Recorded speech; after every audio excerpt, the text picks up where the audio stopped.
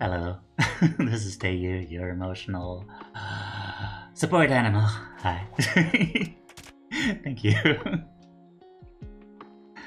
How is everyone doing? Thank you. Hi. Blah blah blah blah. Hey, let me bring up the game. Oh, game. Game. Not much of a game, but it's this thing. Yay! Hi.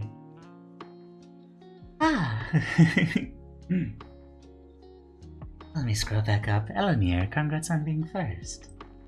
Drew Mardine Goofy Goober, hello. How are you doing? Quite the quick draw. I'm not sure what you're referring to, but thank you. And hi, Crystal. And Connie, how are you doing? Thanks, Monty. Also, I see Rolo emotes. I just dropped them a follow because their art is like really cute. They keep saying it on Twitter and it's like exquisite. Ah, Elamir, you did it! I think you got a new subscriber badge. Yeah, I know, Rolo. I keep getting very cute art recommendations on Twitter on my private account. And Rolo is very cute. Tired and sad? No. I'm tired and, you know, I'm a little bit not quite present, but I'll try to make it work. Try to make this work. What emotion am I feeling right now, actually? I'm a little bit... oh man. Huh, they stream late at night for me. Did catch a stream today though, huh? Yay! Oh man, that is so cute. They actually have a model made by the same person I got my model from, which I don't want to toot my own horn, but I feel like that's a good it's a good... oh man. Wait, I hate it when I start saying something and then I realize like, oh wait, this is gonna sound like really mean. But like, I don't know if they've improved since then, but when I saw them on that Twitter, their debut of their 3D model, it was not an improvement over their 2D model, I think, even though the 2D was just kind of very static, not quite live 2D. I think it was like a more complex like PNG tuber. And yeah, I just wanted to say it's a good display of like how much of a difference the rigging makes, because the rigging really doesn't work quite as well for them, I feel like, at least from what I've seen so far. I know, man, I regret talking about this. I don't want to be bitchy. It's just like, oh, it's just the first thing that came to mind. Like, huh? Like, here's an interesting fact, and here's a thing that I noticed about the fact, but then it was just like, wait, maybe I shouldn't have mentioned that. The point is, their art is very cute, and I don't know, it works. It can work in 3D probably, but it wasn't quite achieved as far as I'm concerned. Oh man, I hate being critical. I want to just... I should just celebrate like what is good. Like their 2D model is extremely cute. I loved it. Like from what little I've seen on just browsing through their Twitter. Anyway, I'm gonna stop talking about that now. We're gonna do psychology today. It's gonna be real exciting. Hopefully. Let's bring you guys over here. What are we feeling? You know what? What does the spirit text say? We have Cooking during lunchtime. Welcomes the day with a cup of tea by the fire, and boba. Oh yeah, this one was typing. Let's welcome the day with a cup of tea by the fire. That sounds good. Okay, here's this place. And we can turn morning. Oh wait, that was the spirit text already. But the fire isn't even on. Hang on, let me do that. Let me turn the lights on. There we are. Okay. Now,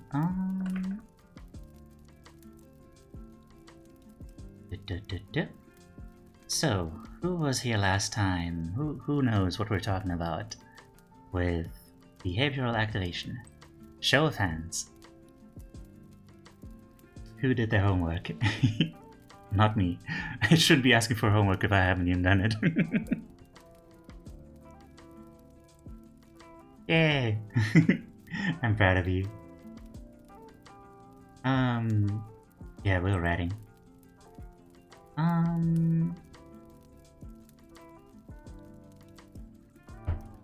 Okay. Let's grab this screen. I'm very badly prepared, I'm sorry.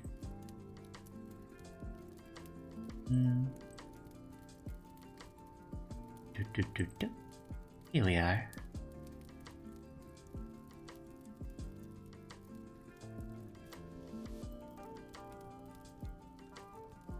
Can we make this? Guess not. Okay. It's fine, it's fine. Where do we put this? Where do we put this?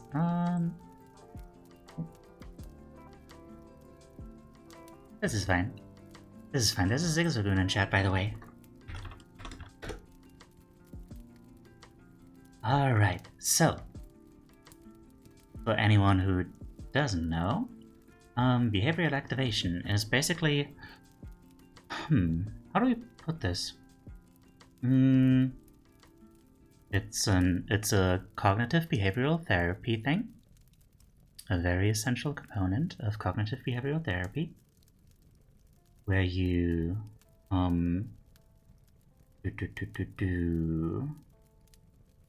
where is it actually?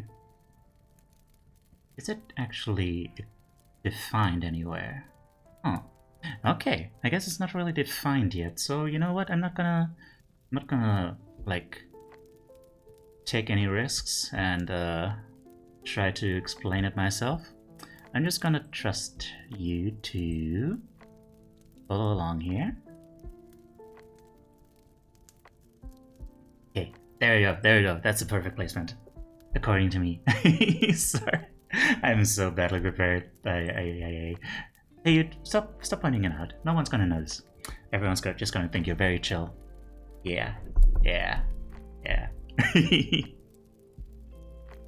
All right. So, cognitive behavioral therapy is one of the major branches of therapy. That is more, focused on. Elenia? Okay. Deep breath.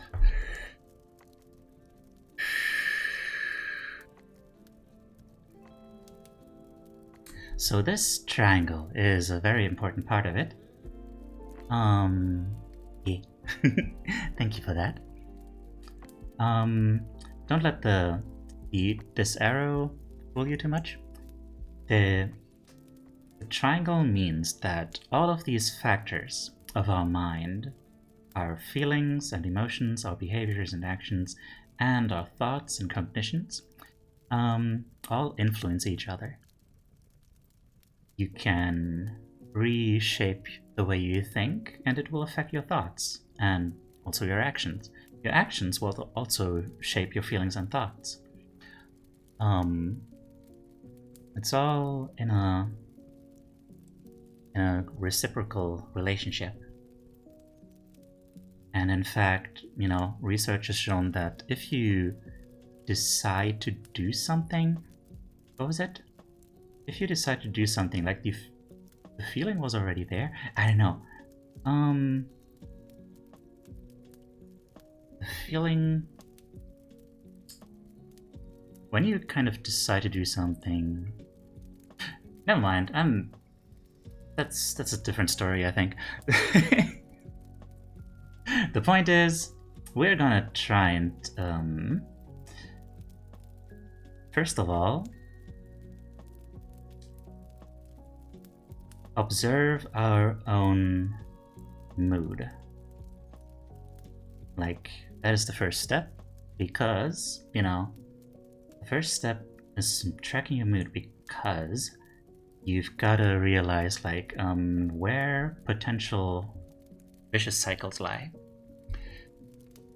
Because oftentimes something happens and it makes you feel bad, and then those bad feelings make you act in a way that just makes you feeling more bad, and then that leads to even more situations that make you feel bad, and it turns into a spiral, a downward spiral. And sometimes we don't even realize which of our behaviors are things that we do to, like, avoid pain and stuff like that. So sometimes things we do won't, like, to soothe ourselves, for instance, won't actually make us happy, and we won't even really realize it until we take an active look at it. So yeah, I printed out some of these. Didn't actually start filling them out yet, but I'm gonna start doing that tomorrow, on Tuesday. And it's gonna be very exciting, and I'm gonna be sharing it on Discord.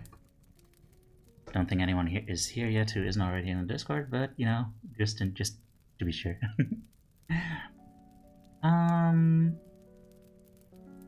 Alright. So this is the first one. And yeah, I guess. Heyo. What is this? Damn it! I just got finished. Like, I just got finished like summarizing it. Hang on. Thanks for the hydrate. This is behavioral activation for depression. It's a cognitive behavioral therapy thing. Let me scroll back up. Will behavioral activation be helpful for me? If you answer yes to any of the following questions, BA could be a good fit for you. Do I have a sense of what is triggering my mood or anxiety? Do I generally find myself doing very little with little pleasure or meaning in life? Activate behavior! Hello, double helix. How are you doing? Are there times that I feel better or worse and I'm not sure why? Do I have a difficult time working with my negative thoughts, but I seem to feel better when I can get myself moving and doing something? And do I have a hard time even knowing what I enjoy or find meaning in? All of these things, like, it's about basically getting a jump start. It's about figuring out the issue and then getting a jump start, just doing things and getting yourself in a position where you are more likely to actually find things in life that you enjoy, because oftentimes our anxiety just holds us back. Your anxiety puts you in survival mode and just makes you do the minimum necessary in order to get by, and meanwhile you just keep sinking deeper and deeper into depression because you have nothing to actually live for. You're just kind of getting by. You good? That's good to hear. I'm sleepy. I'm trying to get better about it. Yeah. I'm sleepy and not in a bad mood, but can definitely use this stuff. Been to the store earlier, came across a small sign about a small arts and crafts business, looked them up, and turns out they're a fursuit making studio. It's right outside your house, holy crap. You can like, spawn camp there. That is That is certainly a way I chose to phrase that. You know, spawn camp there with your sniper rifle. I don't know. What I mean is that you can make friends there, maybe. I guess.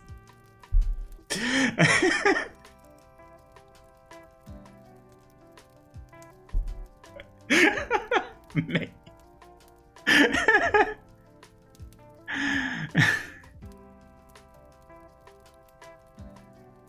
Oh, jeez. You think that's a bit extreme? Don't you have a friendship gun?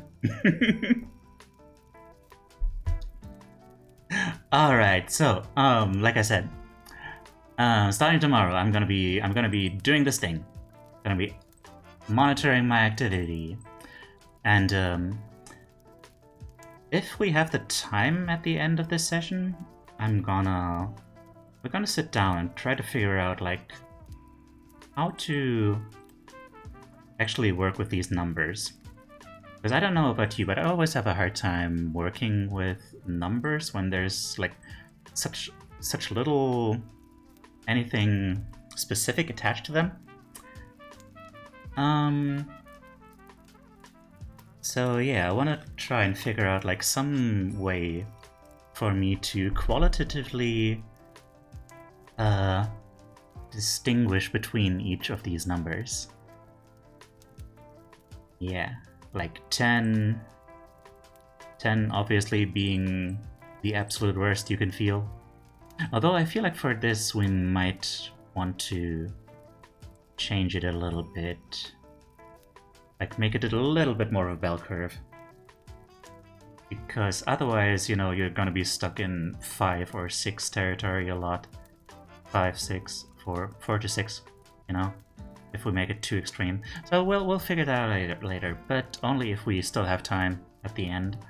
Because we should move through this. Notice there's a small craft store I saw. Yeah, just almost drag it. With love. You know, like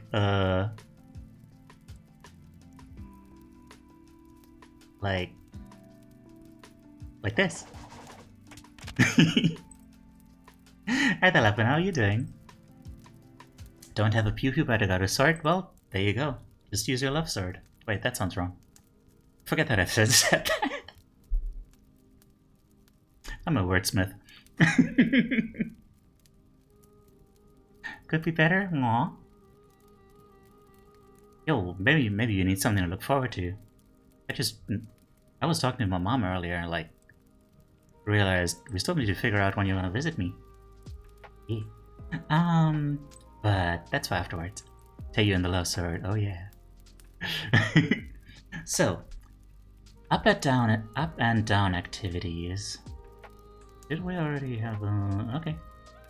Based on the mood ratings you recorded on the activity monitoring worksheet, determine which activities helped you feel more positive and which led to feeling down. I feel like, yeah.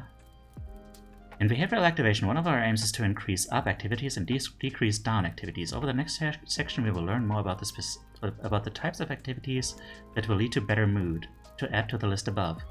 Over time, we can replace the down activities with more up ones. Okay, there's a lot there. Travel as a broke person's just hard. Aw, I can pay for your ticket. Fine. Oh, what? Is that like a like a fighting game move? Right, left, right.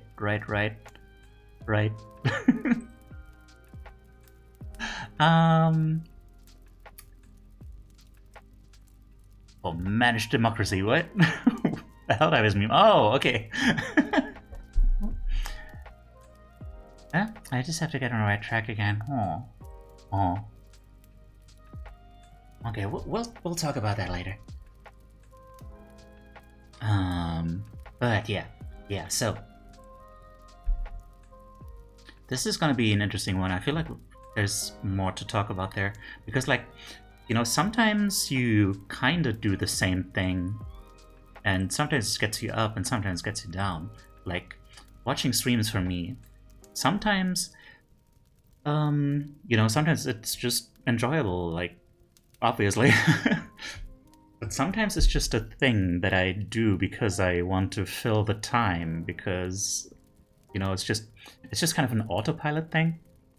I'm just so used to having something in the background, and the silence feels scary. And if I don't do that, then it's like, okay, then what should I do? And then I'm forced to confront the idea that I should be doing things, but doing things is scary, because doing things comes with like responsibilities and stuff, and it's like, then the anxiety is all like, no, this is not the bare minimum to survive. you need rest. You need to lie down and just do nothing all day, because you are very overwhelmed by doing whatever it is you do, which is nothing. But it really feels like a lot, Fucking hate living in a neurotypical world society. Yeah. Yeah. So what are you supposed to do on the 1 to 10 scale if you can't remember the last time you felt a 1? I guess just act theoretically. Like, I don't know. I guess it's an individual thing, like how exactly you're going to place these numbers. Like, you could do the 1 as like the happiest you have felt, but I'm not sure if that is useful, because then you won't have any way to measure if you're like actually improving. That's part of why I want to find a better way to measure this. Reading the numbers backwards? Right, yeah. 0 is bad. Yeah.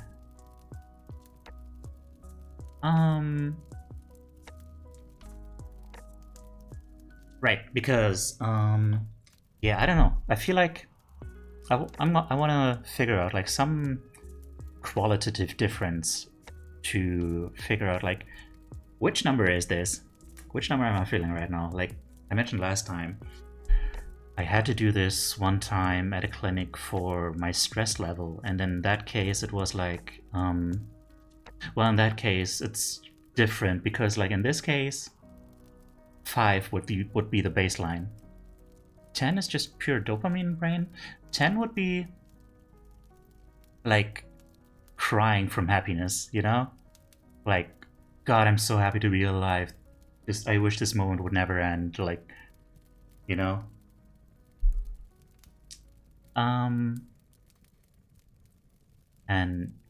I hate trying to assign numbers to subjective feelings, right? Yeah, that's why I want to do some like preemptive work there and figure out like, okay, 5 would just be like neutral, like kind of blank, just kind of there.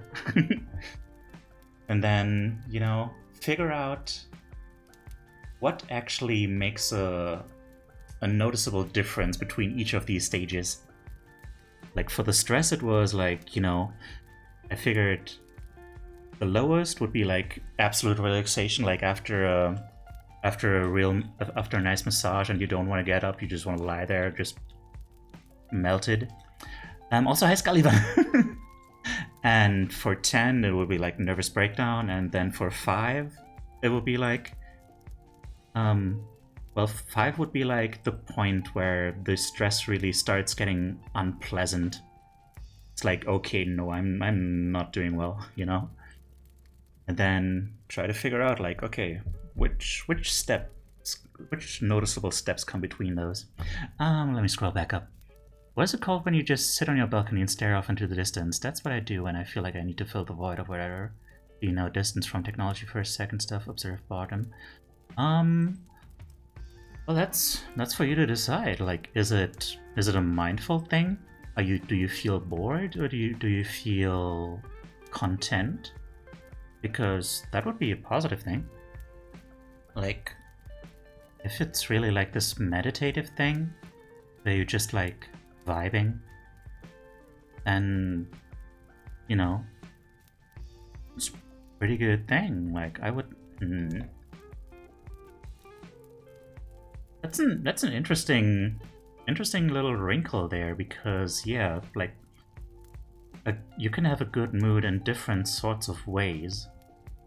Like you can be in a state of calm bliss, or you can be like euphorically jumping around and stuff, you know? So, that's gonna make this even more difficult. Interesting. How do you label bittersweet emotions that are like, and I enjoy this, but I also feel miserable? How do you label that? I would... I would put those like somewhere in the middle. But like, bittersweet. I mean, I guess it depends very much on like which one of those like outweighs the other, kind of like either Marty. Because sometimes bittersweet is like you're crying and it's sad, but you're also like, it's okay this way. There's still beauty to this and stuff like that. And sometimes it's just like, you know, everything is horrible and you're just like smiling bitterly or something. That's a different thing. I don't know. It is very complex. It is very complex. Might be helpful to just use a happy face paint chart from hospitals. Maybe time weighted 5 would be weird. Like 5s are okay, but if you get too many 5s in a row, it starts feeling like in a red. I don't know. That was a very interesting question. Like if man, if Dianella comes around during this stream, we have to ask her about all this, because there's so many different approaches here. But like I don't really like the happy face paint chart, because like, hang on, let me copy this and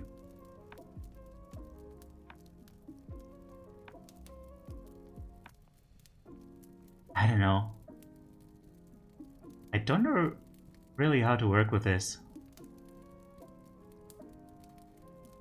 Like, when it comes to pain, for instance, like I would use it as more like, you know, like this smiley face doesn't look like hurts a little bit to me. You know, like any kind of noticeable hurt would be like more like this. I would look at it more like, you know, this pain right now, you know, it's just kind of uncomfortable, like the kind of thing that happens with my wrist, like, right? Like I did arm wrestling with Toma, and I strained my wrist too much, and now when I move it in a particular way, then it feels like my wrist is going like, maybe you shouldn't do that. Maybe don't do that. Like, I had to be told that is in fact a sort of pain. That would be like 1. Like, wait, maybe not. Maybe that would be more like a 2. I feel like a 1 is like the kind of pain where it's like, I feel like a 1 is the kind of pain that you just kind of don't even notice unless you really look for it. Like, I constantly have a bit of a headache, but I just kind of don't notice it. Stub your toe is like pretty bad though. Stubbing your toe is like very short, but I would put that at a pretty high scale, because like that's a pain that like really demands all of your attention. And like 10 would be the kind of pain where you can't even think. Like I would define it like, pain is defined by like how much of your attention is drawn to it. Wait. Oh, wait. This one has, like, text. Look at that. Pain-free. Oh my god, these look disgusting. Pain-free, feeling perfectly normal. Very mild, discomforting, tolerable. Distressing, very distressing. Intense, very intense. Utterly horrible, excruciatingly unbearable. Unimaginable, unspeakable. So, 1 to 3 would be minor. Nagging, annoying, but doesn't interfere with most daily living activities. Patient able to adapt to pain psychologically and with medication or devices such as cushions. Moderate pain, interferes significantly with daily living activity. It requires lifestyle changes, but patient remains independent. Patient unable to adapt to pain. Severe pain, disabling, unable to perform daily living activities, unable to engage in normal activities. Patient is disabled and unable to function independently. Yeah, like this. 9 to 10 looks like someone ready to talk about, yeah.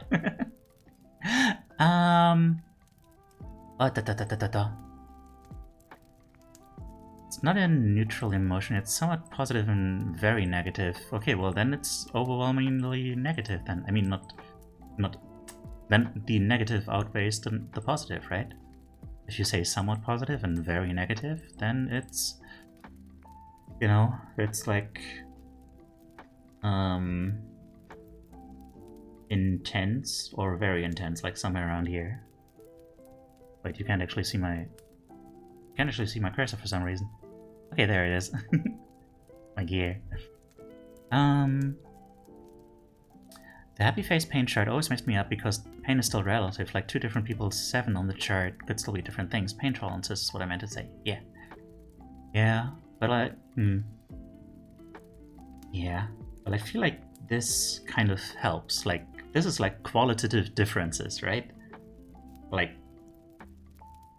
this is pain defined as like, how much does it interfere with your enjoyment of life and your ability to even function? And yeah, I guess we could adapt this to the, except it has to be, like, the middle has to be okay. Can I send you something real quick? Okay. Is it important? Is it relevant to this whole thing? Stub your toe is a 1, like burst appendix is a 10. But I mean, that's another thing with pain, is like the fact, like, how you interpret it plays a big role in how bad it actually feels. Like, if I punch myself really hard in the arm right now, it wouldn't, like, the objective pain would be, you know, probably pretty bad, but because I just punched myself and it's just like, okay, that's pain, whatever. But, you know, one time I had such severe pain in my butt, and that, like, it was like a 7 or 8, you know? But I actually talked myself into having a panic attack because I convinced myself that I had ruptured something, I was going to die of internal bleeding. So it was like...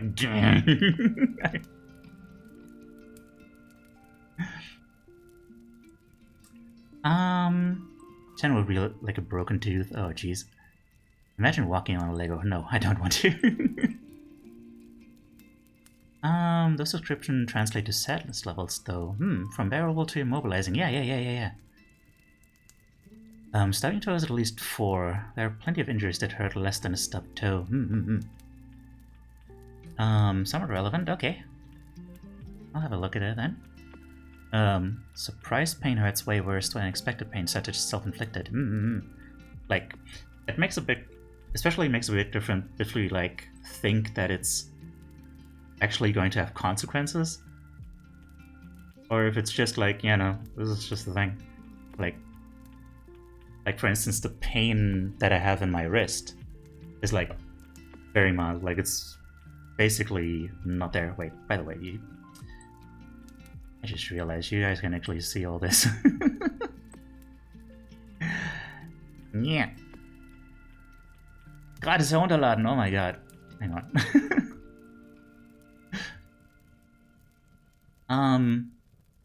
But the fact that, you know, the fact that I know that if I keep having this pain, it's gonna keep my wrist from healing. And it's like, God damn it! Make it go away.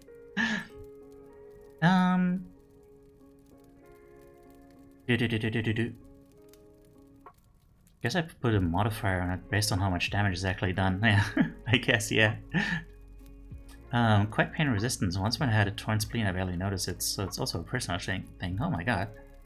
Getting a needle hurts way less than getting surprise stabbed, even though it's the same injury. Like, that's another thing, like...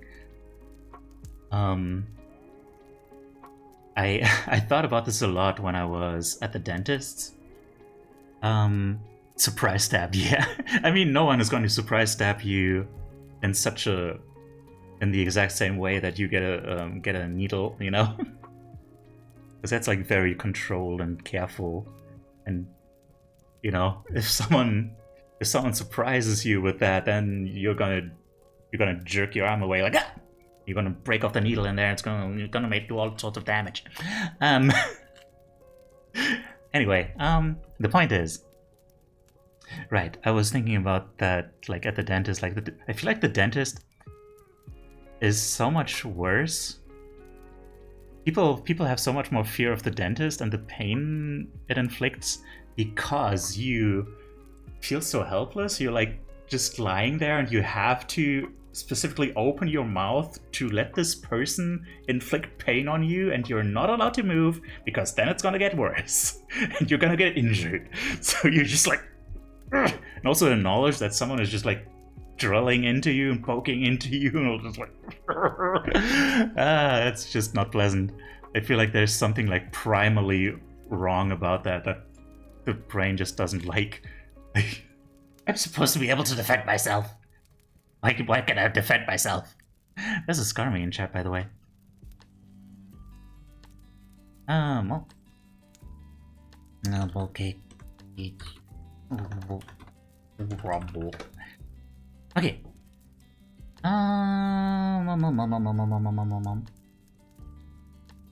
On a trail, your pain will also be numb for a bit. Yeah. I mean, the pain is not the problem is the scratching and scraping. Yeah. Oh yeah, but that's it. Oh no, I'm sorry. But the point is that no damage is actually done. At least none that won't heal. You know, none that is not. You know, it's all in your mind, and if you don't let your mind tell you that it's like super bad, then it won't be as bad. That is what I meant to say. Okay, what did you send me?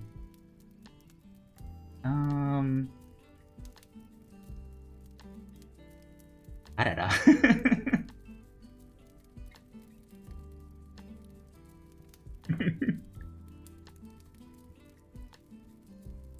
Hang on. This little guy is gonna live here now.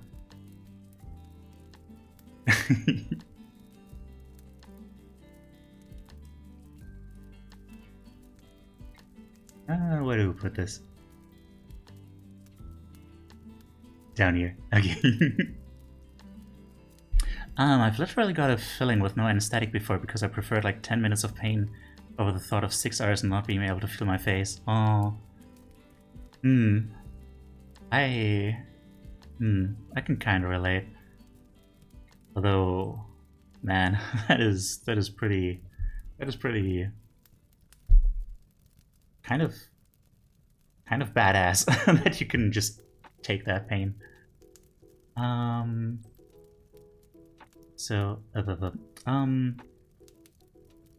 But yeah, I don't necessarily recommend it if you have several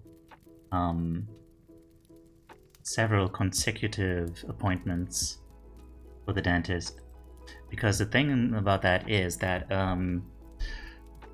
I was so freaked out by like needles that I refused to get the anesthetic when I had like a bunch of holes that needed to be drilled. And by the time that I was like, okay, you know what, fine, give it to me, I think my body got so used to the pain that the anesthetic didn't even really work anymore. It was just like, yep, okay, this thing is happening again. Here's the pain. So that was not great. Hang on. Okay. Gonna have to do it in August, same filling that's broken or something. Oh, jeez. Good luck with that. Punished Teiyu, indeed. So if you adapt these descriptions to sadness, then the damage should be qualified things like undone chores or not talking to friends for a while. Yeah. Quantified things. Like this one.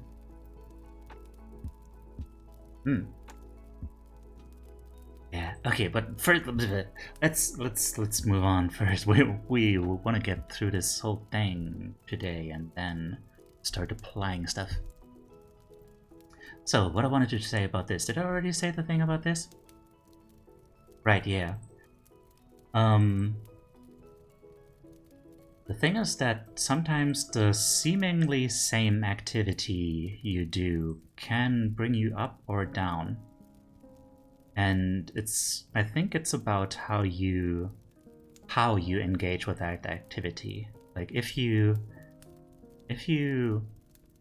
engage with streams, for example, as just something that you do because you just want to, you know, drown out the thoughts or something, then there's a good chance that it'll get you down in the long run. Or like, I sometimes feel down because like there's a streamer who I really like and I want to talk to them, and then I don't feel noticed because their chat is too active, and then it's like, it just reminds me of feeling like left out and alone and stuff like that. But then sometimes, you know, I'm really like, you know, I wanna engage with some streams. Wanna just hang out and talk a little bit and just have a little bit of fun for a while. That's a good thing. The donor wall of sadness, yeah. And yeah. Also, for instance, like listening to sad music was listed as a down activity up there, like an example of one. But listening to sad music for me can be a very cathartic thing because I have trouble expressing my emotions and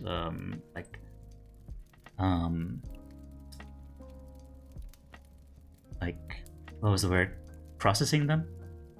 And then my feelings, my tears that want to come out, they just kind of get stuck. And then I need to tickle them out with music. And then that is a very helpful activity that brings me up. So yeah, I guess a big part of it is like how mindful you are about doing the things. So yeah, often I feel intimidated to reach out or join. Why so? Same about the same music. Also, if I was to listen to happy music, I would straight up get angrier. Yeah, sometimes happy music actually feels like, what is the word? Hang on.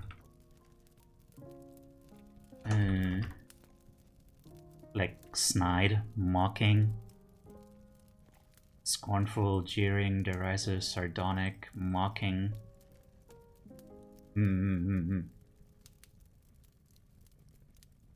Just a downer most of the time. Really? I never got the idea that you're a downer, Lovin. Rating.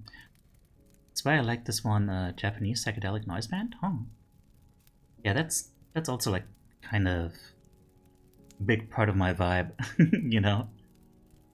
Is not pure positivity, but like being positive in spite of everything, you know?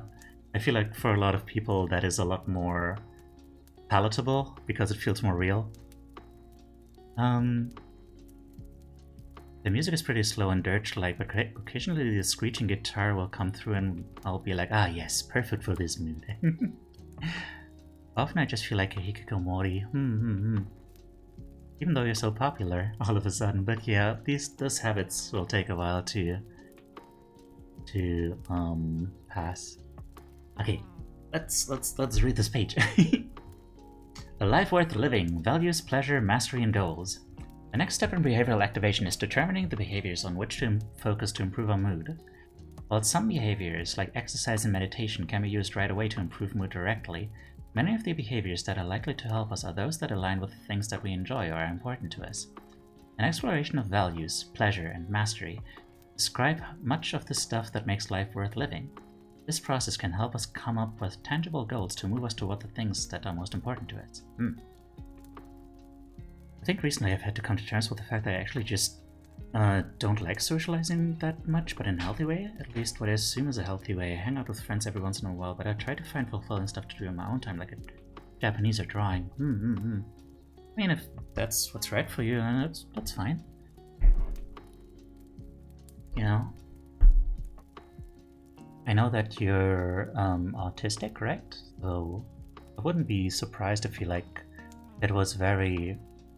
it could get very overwhelming for you after a while. So, you know, some people, I've heard that most people aren't like truly introverted and just are like shy, like they would want to socialize, but they just, you know, have had bad experiences and stuff. But I'm sure there are people who really just need to recharge, need more alone time.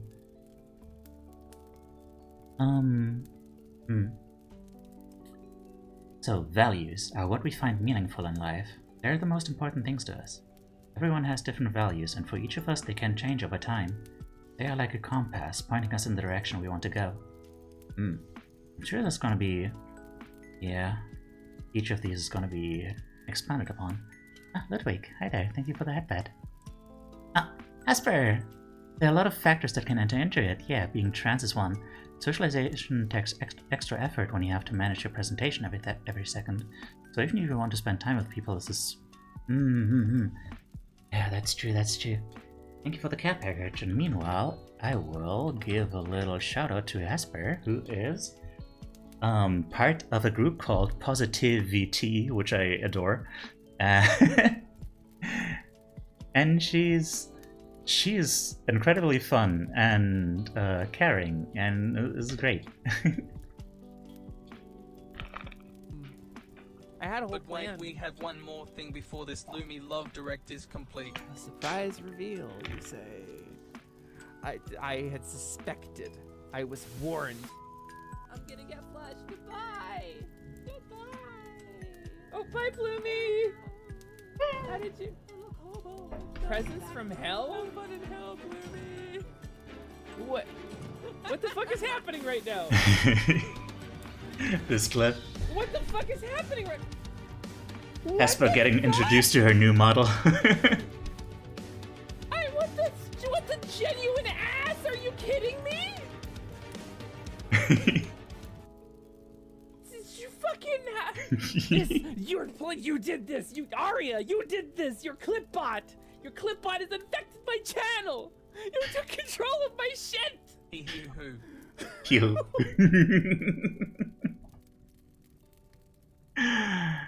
So good. Ludwig, I can't do push-ups, but I could, because my wrist is damaged. But I could do like plank.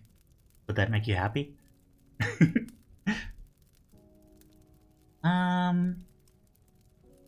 Of course. This genuinely altered my perception of humanity. Hell yeah.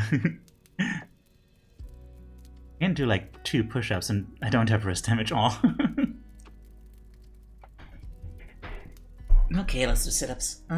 Be right back.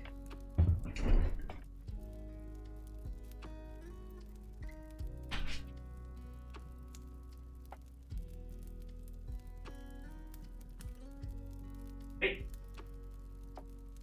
What? Hi.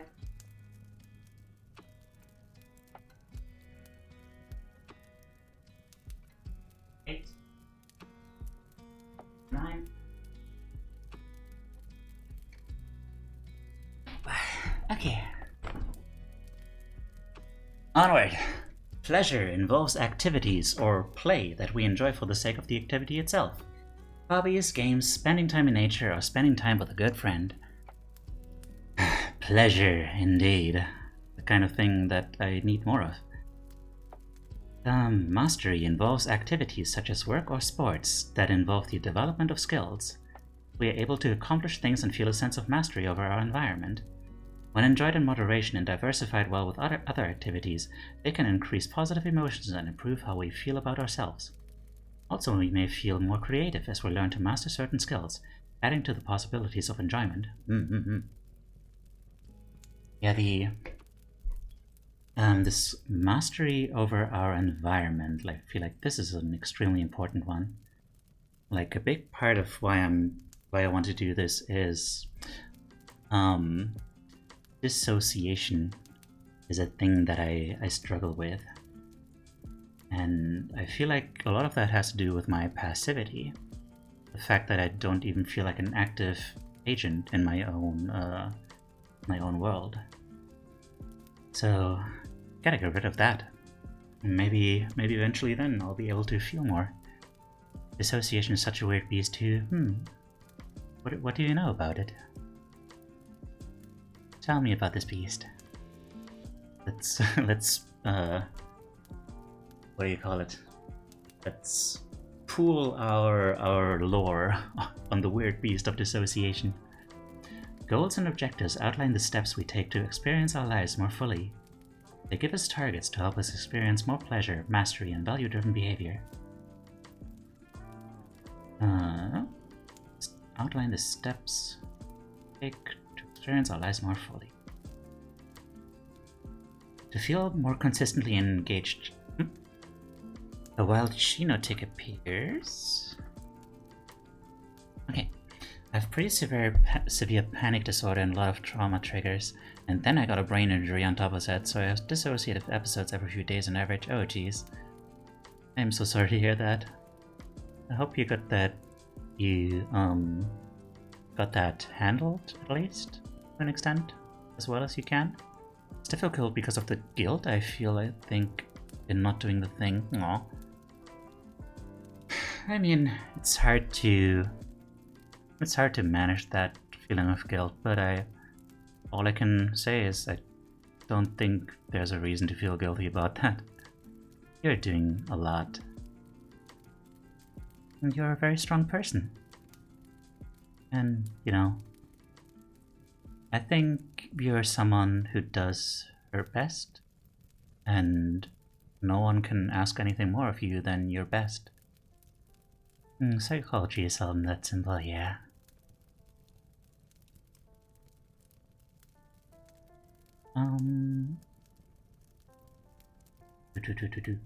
Feel more consistently engaged and happy in the world, it's usually best to find a balance of goals centered on values, pleasure, and mastery. How that balance looks for you will be unique. On the following pages, we will help you understand how this balance might look for your own life. Values!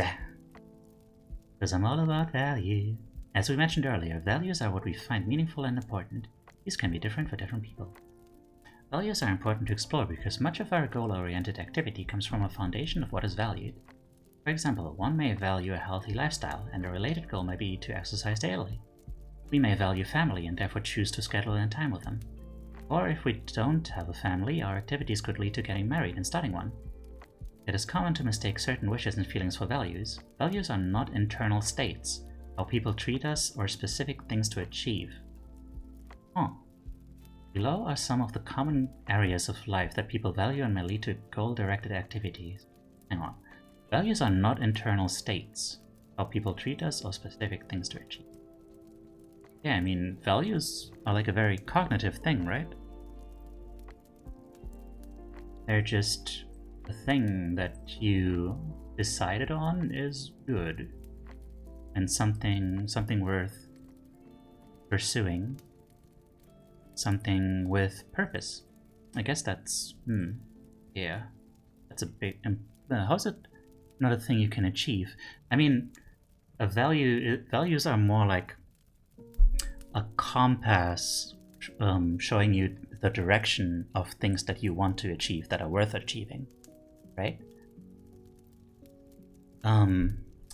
Like a values are assigned to goals, right? Like, but a value is not something that you can achieve. Like, you can strive for an ideal. Like, for example, I value honesty, but I can't be like 100% super honest. Like, what would that even look like, you know?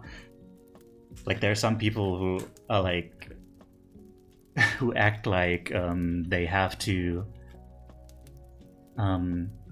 air every single one of their stupid thoughts and act like that's honesty. But like, you know, maybe that was not the best example to use, but you know, no one can embody an ideal, right?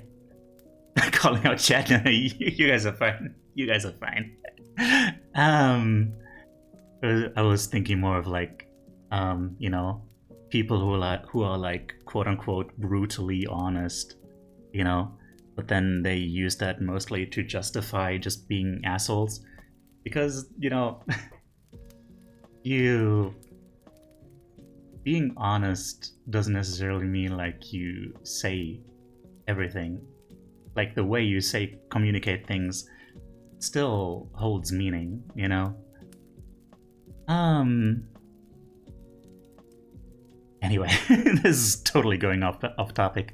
I kind of like how Dwarf Fortress does it. Values impact your needs. Oh, for instance, if you value family, you probably feel fulfilled in some way by hanging around your family and make it a point to do so. Yeah, that makes a lot of sense. Values do impact your needs. Like, if for example, it was very important for me to, hang on. Like, I'm unemployed, and part of the reason it was always hard for me to find like some work that I could do is because I would end up feeling extremely unhappy if I couldn't find work that feels meaningful to me, like I'm doing something that's worthwhile. Because, well, for sad reasons that would go way off topic now, but like, yeah, there's a value there, and that impacted my need, the need to do something to, like, you know, to make my life worthwhile, basically. Values can also change by experience. If you witness people undergoing some unfortunate event, you might start valuing helping others more. Right, like, yeah. Like, I'm thinking of some, what are they called? Charities. There are some charities that are about specific illnesses and afflictions and stuff.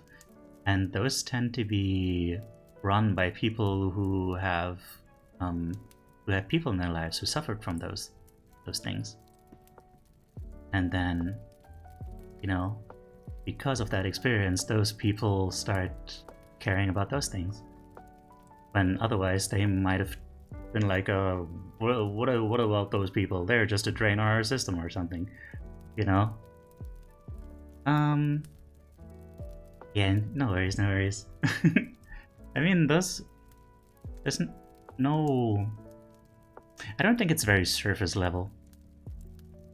It's, you know, it's just an example of like a way these things can play out. Like, it's about the mechanism. So, you know, there's obviously more complexity to it, but there's still value in figuring out like the more crude, more overarching way in which these things work.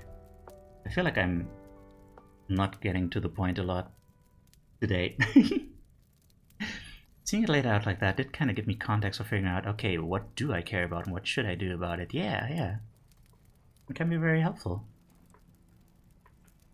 So, some values. Physical well-being. What kind of values do you have regarding your physical well-being? How do you want to look at yourself? Right now, I mostly care about just being healthy to make sure that I don't die young, you know? Because I still have a lot to do. Because I feel like I haven't been doing a lot with my life and I wanna make up for it. Family relationships. What kind of relationships do you want with your family? What kind of mother, father, brother, sister, uncle, aunt do you want to be? What is important to you about a good family? Well, family is a difficult one for me. Let's skip over this one. Intimate relationships. What kind of partner do you want to be? What quality of relationship do you want to be part of? How do you want to spend time together? I want to have that kind of relationship where you don't feel the need to constantly do things for and with each other, but you like spending time together, you know? Just mostly vibing together, but then, you know, obviously having intense interactions every once in a while, like very open. I wanna have a relationship where you can just talk about anything. That's like one of the main qualities, just the ability, like someone who's easy to talk to, someone who you can just talk about any kind of nonsense with, and also like the deepest shit, you know? Like, show me a character like that and I will instantly be like, yep, best girl, best boy. Love him. Mental, emotional health. What helps you maintain sound mental health? I don't know. Why is this important to you? What issues would you like to address? What helps you maintain sound mental health? Man, you tell me.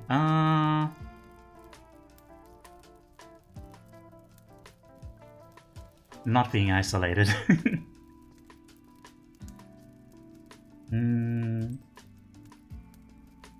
Why is this important to you? Because I don't want to be unhappy. I feel like I'm missing something here. What issues would you like to address? I want to address my my inability to just let silence be. And my autopilot. Basically, yeah, my autopilot. That makes me do things that aren't really much of anything. Empty calories. For the heart. Friendship / social relations. What sort of friend do you want to be? How would you like to act towards your friends? How can these relationships be improved? I mean, like, same as intimate relationships, I guess. I don't know. I don't see much of a distinction there. How can these relationships be improved? By actually being there, I guess. I should do that more. That would make me more happy. Employment / career. What kind of work is valuable to you?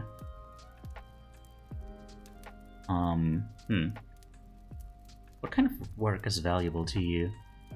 What qualities do you want to bring as an employee? What kind of work relationships would you like to build? What kind of work is valuable to you? I mean, everyone brings something important to the table, I'm sure, except for managers. I mean, nah, that's not really true. But, you know,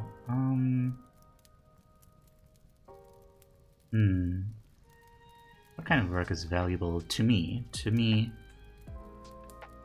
it's making people happy. Making people, or, well, maybe not necessarily happy, but like less. Management is important in and of itself. Yeah, I know. like complex projects wouldn't get done without management. It's true.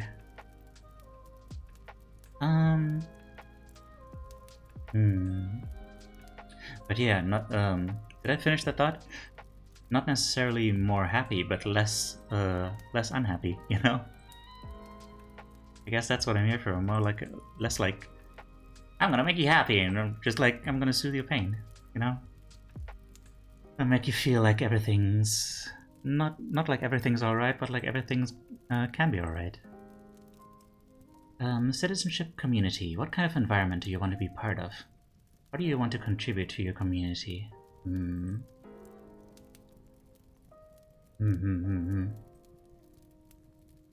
That's a complex one.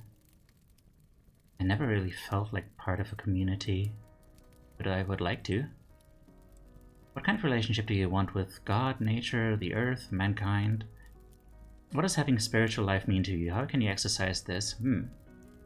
Yeah, I'm not much of a God person, but mankind, I can see that, like, you know, there's something spiritual in the thing that I'm doing.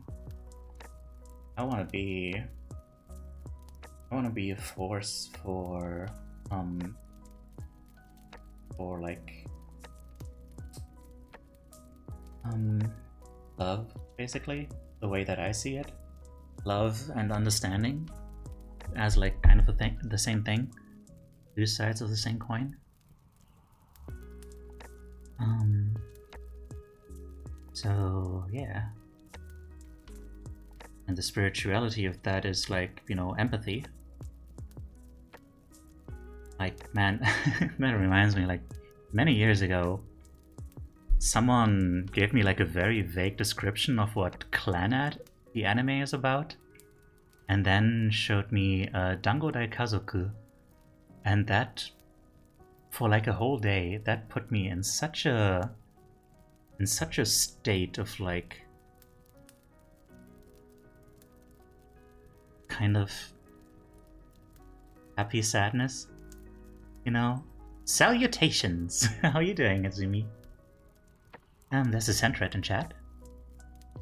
That put me in such a state of like happy tears, I guess. Not happy tears, like it wasn't so overwhelming, but like, I don't know. You know, it felt like I was in love with the world. Like, the world is so sad and cruel, but it's going to be okay. It's okay, you know? Like, there was no room for hatred within me. There was only like, it's so unfortunate that it has to be this way, and we can all do better. If only we learn to love and understand and listen and stuff like that, you know?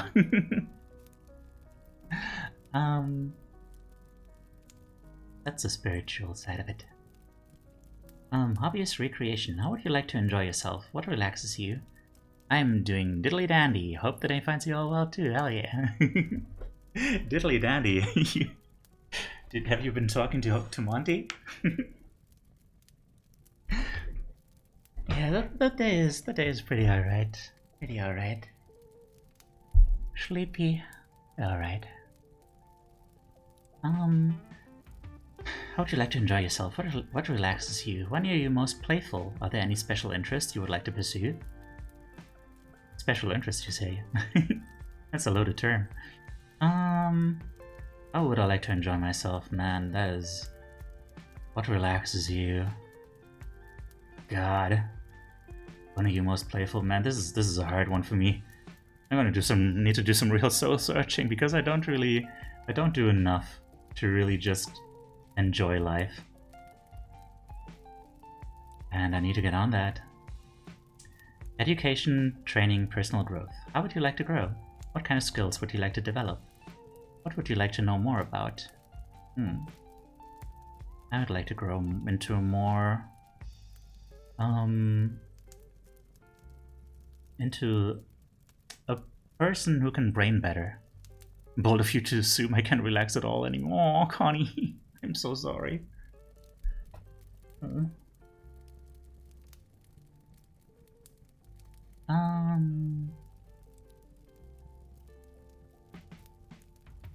I want to turn into a person who can brain better and knows how to respond when people have questions and need help. Stuff. Support. Below is a list of general value categories and some specific values that are common in each. See if any of them fit and use this page to fill out the values rating sheet on the next page. Family relations. Work on current relationships. Spend time with family. Wait. General value characters, some specific values that are common in each. Oh. Well, if you too assume I ever enter in a state I need to relax from, aw. Only thing that will relax me are teammates that don't go AFK 0.69 seconds after the game starts. I mean, I hope you can relax at all, like a lot then.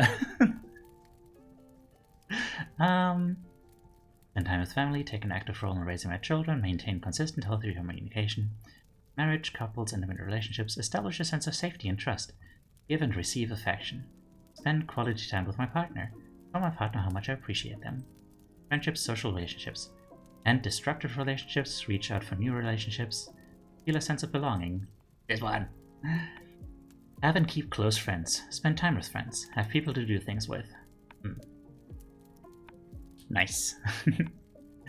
Mental, emotional health. Seek fun and things that give me pleasure. Yes. Have free time. I mean, yes. Be independent and take care of myself. I guess. Challenge my negative thinking. Well, I don't do that much. It's just kind of internalized at this point, just kind of feelings. Make my own decisions. Sounds good. Engage in therapy. Yes. This is gonna be like a goal for very soon, that I actually finally get my ass off the ground and find a therapist. Take my medications. I mean, obviously, stay active. I mean, become active in the first place. Physical well-being. Live in secure and safe surroundings. Engage in regular exercise. Yes. Have a steady income to meet physical needs. Eat foods that are nourishing to my body. Maintain the balance between rest and activity. Get enough sleep. Citizenship community. Contribute to the larger community. Help people in need. Improve society. Be committed to a cause or group that has a larger purpose. Make sacrifices for others. Spirituality. Follow traditions and customs. Live according to spiritual principles. Practice my religion or faith. Grow in understanding myself, my personal calling, and life's purpose. Discern the will of God. Find meaning in life. Develop a personal philosophy of life. Yes. Spend time in nature. Focus on the greater good. Yes. You'd be surprised if you see my teammates. Aww. You deserve to be supported. Education, training, personal growth. Be involved in undertakings I believe personally are significant. Try new and different things in life. Learn new things. Be daring and seek adventure. Have an exciting life. Learn to do challenging things that help me grow as a person. Yes.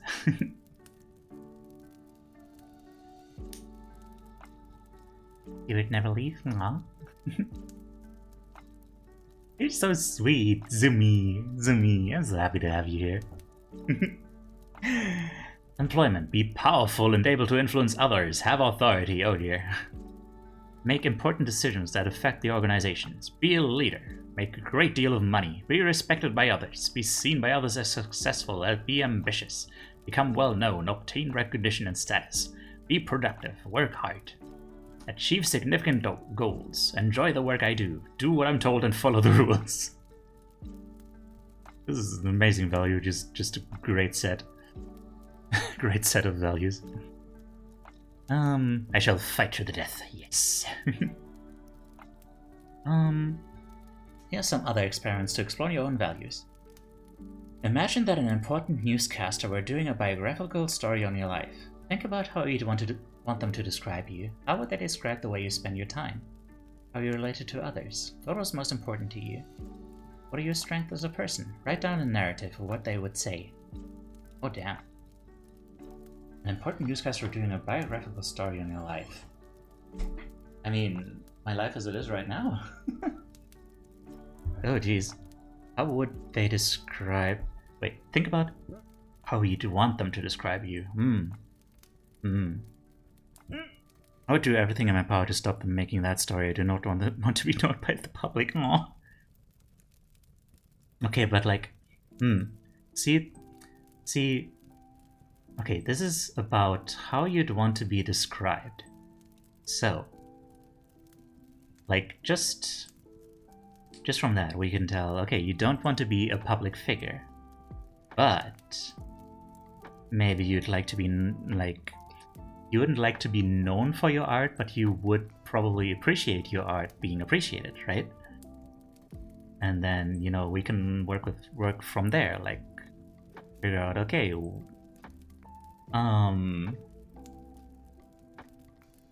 like what would you want I want it to be appreciated by a small number of people. I mean, okay, then that's that. Then make it non... What do you call a goat that swims really fast? A motor goat. Adayan. I've actually been thinking about this kind of thing a lot lately.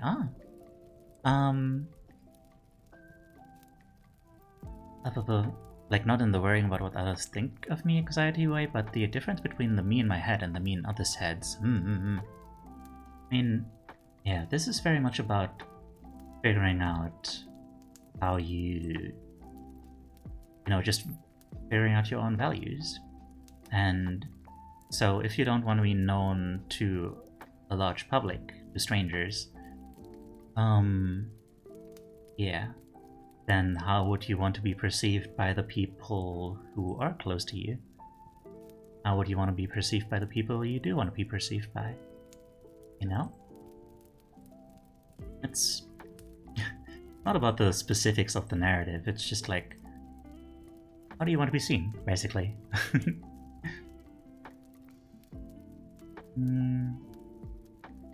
Okay. Think about... wait, no, I skipped something. Imagine you could read the mind of a person that's important to you and with whom you've had a good relationship. They are thinking all kinds of thoughts about your qualities, what you stand for, what your strengths are, what you mean to them, and the role you play in their life. Wait, where's the prompt? Where's the question? I guess that's just my autistic over literal nitpicking. Yeah, I know what you mean. I hate taking like questionnaires. Like, you get so many questionnaires when you're in when you're at a clinic and stuff, and like taking therapy. You get so many of these questionnaires that are just like, hey, here's how would you act in this situation? And they're like, I don't know the specifics. You gotta give me more context. What is my motivation here? What is my character? I would not care about how people I don't know perceive me. I care about the opinions of those I care about. Like, consider being known by people outside of the ones you care about could lead to knowing more people you care about or something. I don't know. Maybe. Also, I hate when none of the multiple choice options even apply to me. Yeah.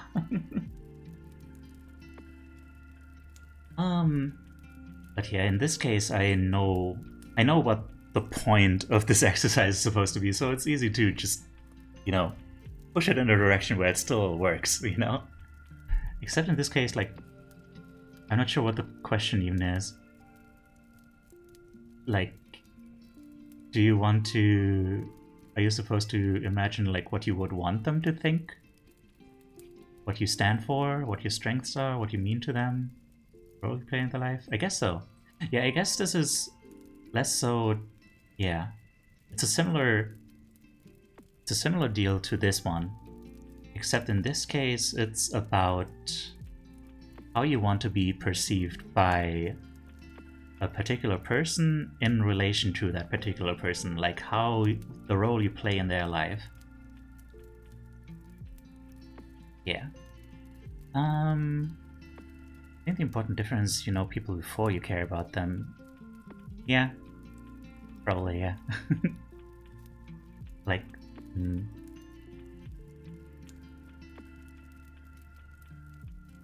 Yeah. I think we all too often forget there was a time when we didn't know the people we care about. Like I guess what I was thinking of was, you know, for example, like Horatius the dwarf. He tried a partner push a while back, and I asked him, like he didn't really care about like any kind of monetary thing or anything, and I asked him what it was about, and he mentioned that it's something that opens doors.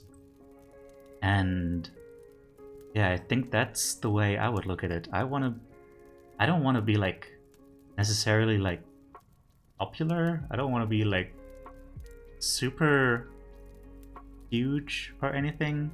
Just, you know, except to, you know, obviously I would like to have a good influence on as many people as possible. If I can do that, like, that would be great. But also, you know, I get what he's saying. Like, I would love to like be a partner and have people who are also partners and like have these huge fan bases that I can't stick out from. Be like, oh hey, you're like, you know, how do you put this? Yeah, it's just a way to stand out and be like, hey, I'm also someone who is like, how do you put this without sounding arrogant? You know?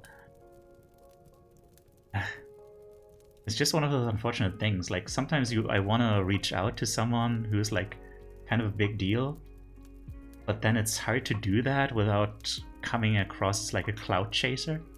And then if you already have the clout, then it's like, okay, I guess we're on equal footing, you know? And it's more like, hey, what's up? Let's talk. Yeah, there's just so many people I would love to be able to talk on more equal footing with, you know, make friends with. Hi Techie. There's a hop up in chat. Okay. Question: are you the kind of person who says in a zombie apocalypse I would fight on the front line and stuff and be like, oh yeah, I would die, anxiety, etc.? I mean, I don't know. I don't friggin' know. Like, I guess I'm probably more passive. I don't know, I could see it going either way. How you doing, Techie?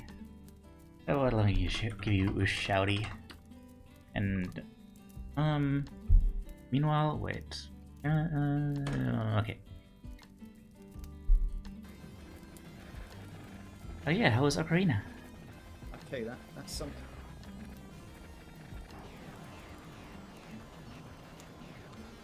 I mean, yeah, they're only fighting dirty because they're scared.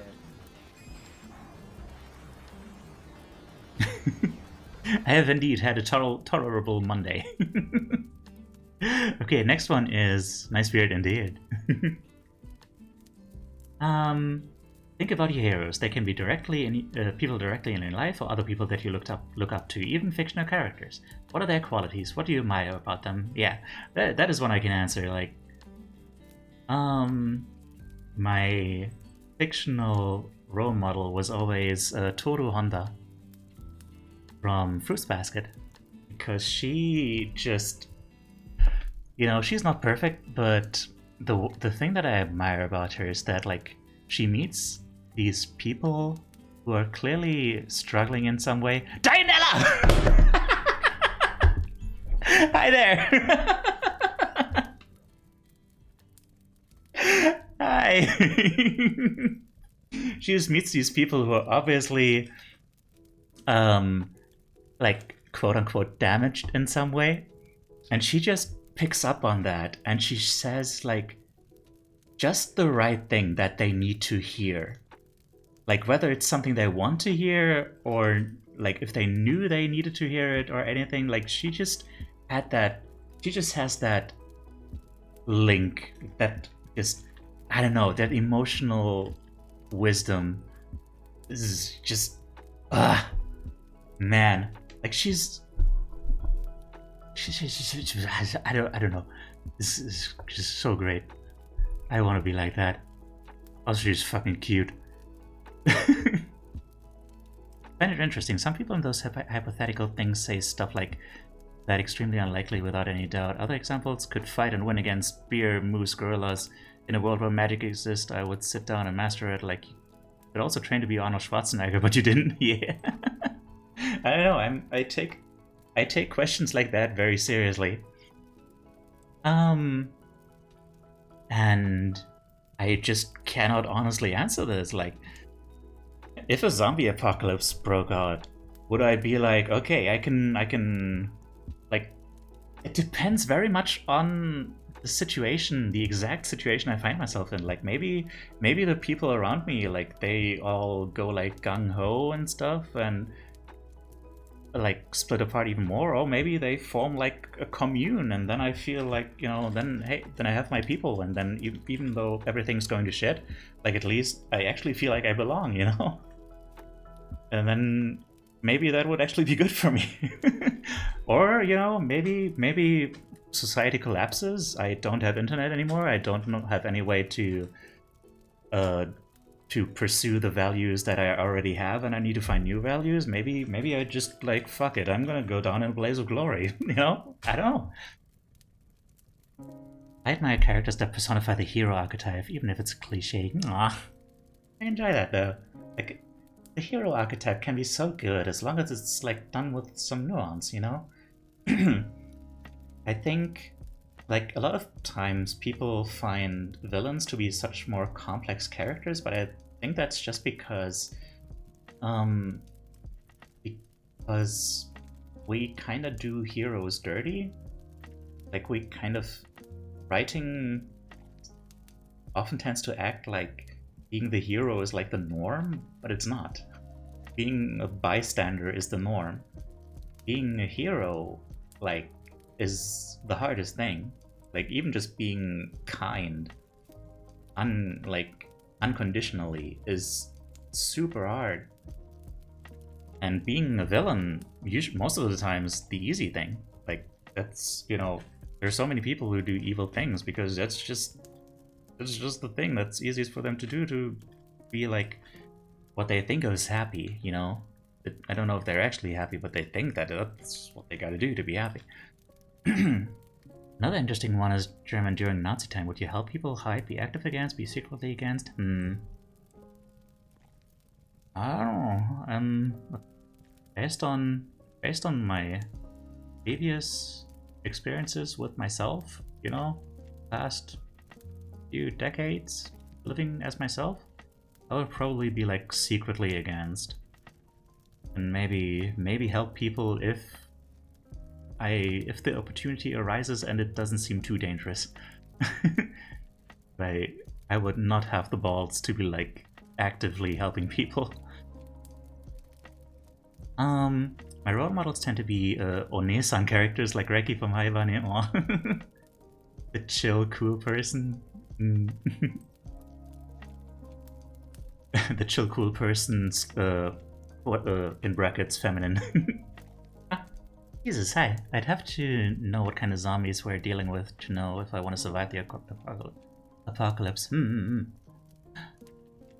One of my heroes is a guy who has the ability to bounce back from extreme hardships and keep going despite his worst fears coming true. The other person I consider a hero is really freaking talented with words and music, and I aspire to be that good. See, you're learning something about yourself. That's the stuff that you value. Ah, Zumi. Okay, good luck. Leave some for the rest of us.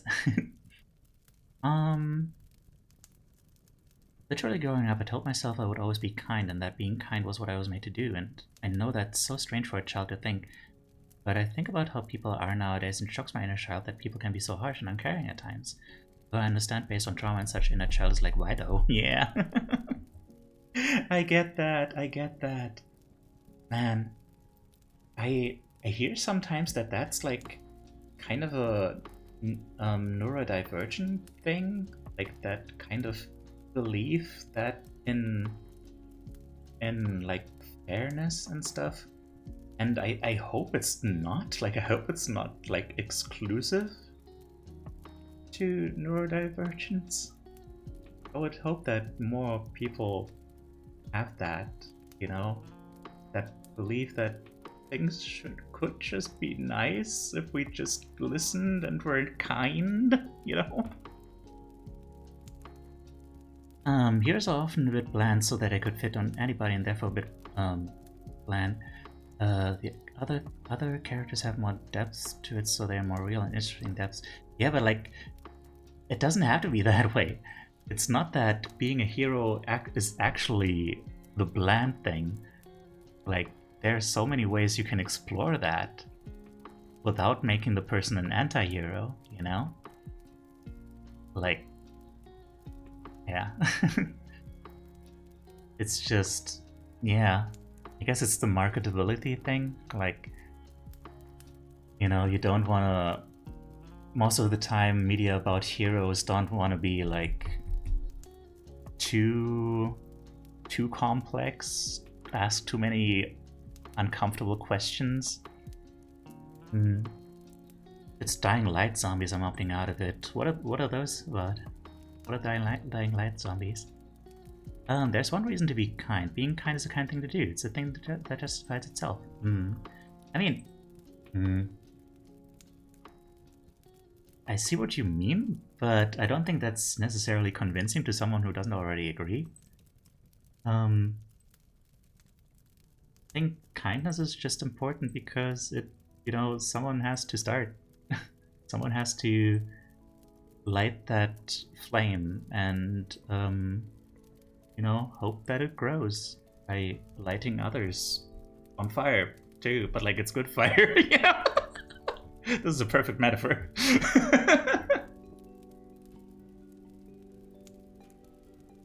I think the metaphor was supposed to be about candles and stuff.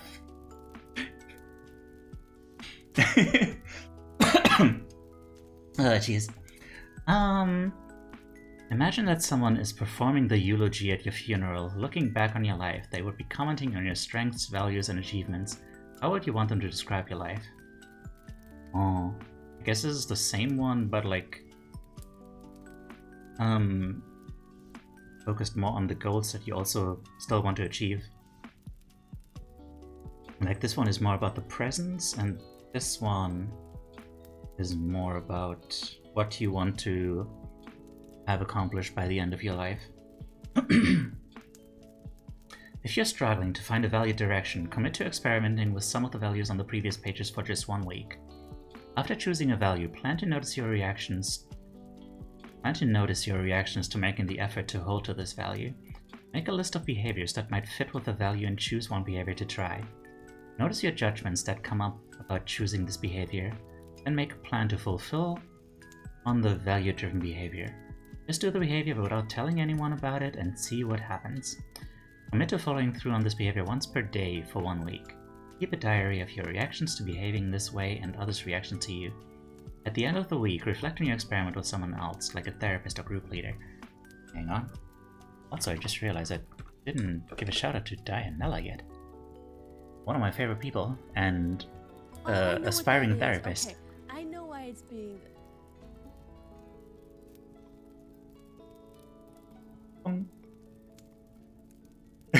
Excuse me? Hashtag blessed. Mr. Okay?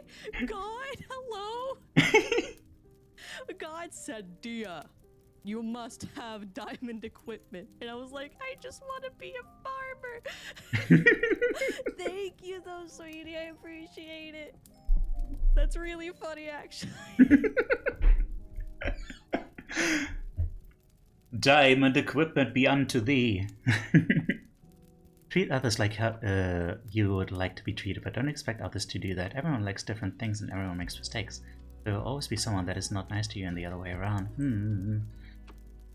Yeah. I think an important part of it is just like understanding, empathy, like the idea that now the other person is acting the way they do for a reason, and you don't have to excuse their behavior because of that, but it just changes the way that you it just changes the way that you approach them. If you like, it's more about the way you feel about it, you know? You don't have to excuse them, but if you don't think of those people as evil, but as like, you know, people who've been hurt and now also hurt people, it makes the world into a less terrifying place, you know? Also, I have to pee. Be right back.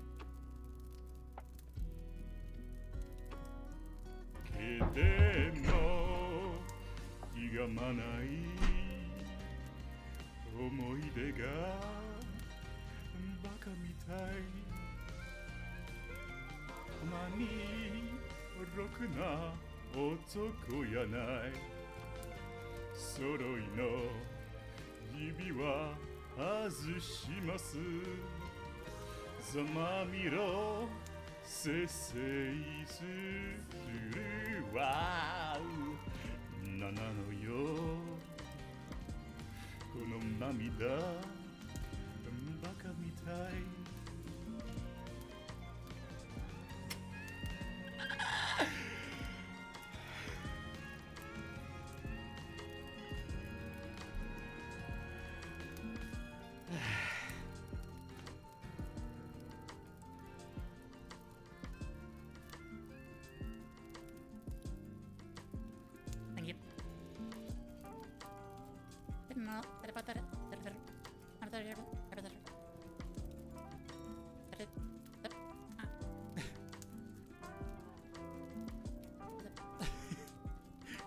Just kind of hard to express myself while I'm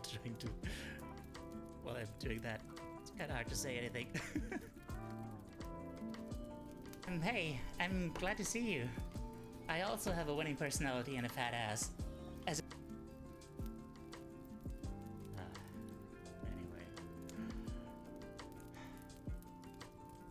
Anyway, let's go.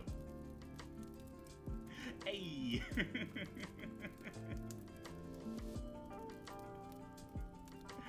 Let's set that timer. Wait, look at me. I'm doing the spinny.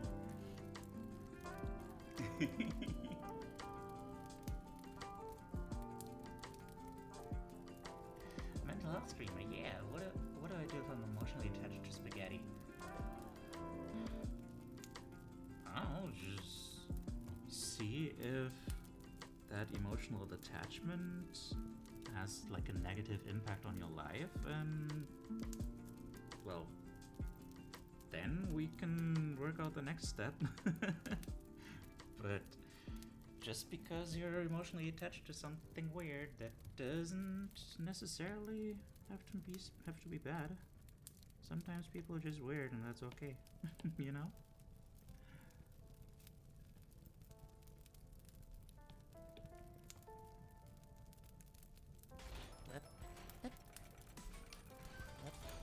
What?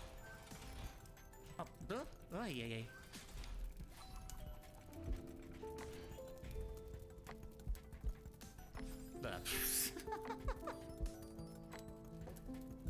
I don't know. I have no idea what I just did. I'm just, hang on. I need a pee break.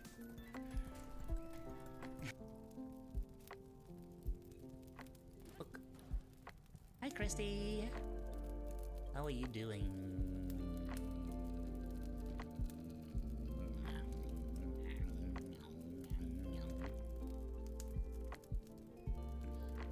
You can request that.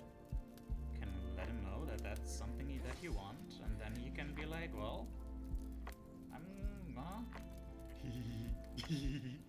puppy.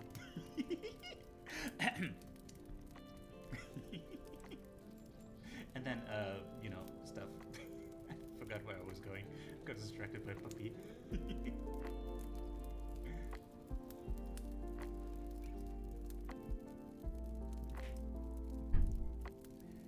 What is that? that thing? It looks like a gong.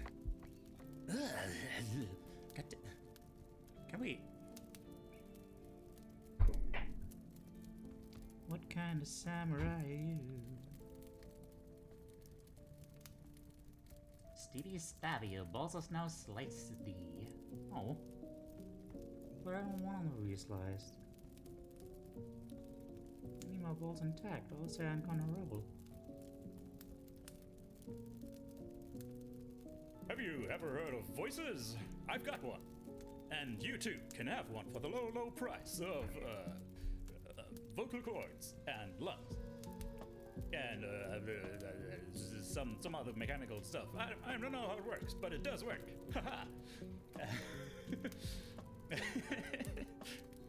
There's a fly in my room, and I do not enjoy it. Hi. Do unto others as you would have others do unto you, but understand people are different. People are multifaceted and we can't control them. We can only control ourselves and our reactions, who we are and who we want to be. And changing and or becoming that can be scary. People might not like it, people may be confused even. Sometimes you just gotta do what is best for yourself, even if people are confused by it. Yeah. Also a thing about doing unto others what you would, you know. I think a part of that is that you should look at it in a more abstract way. Like you shouldn't, you know, like different people have different needs. And you should look at it as more like, I would want someone to take care of my needs, you know, rather than I would like, you know, hang on. Instead of looking at it as like, as specific as, I don't know, like as a really stupid example, not all people need tampons. Some people need like other things, and like, you know, you shouldn't look at it in terms of like, we should give tampons to everyone, but instead like, you know, just give everyone the very basic stuff that they need, you know, for hygiene. Thank you, Connie.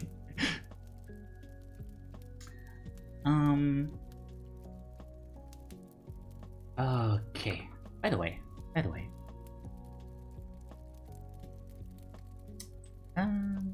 Let's put this away real quick.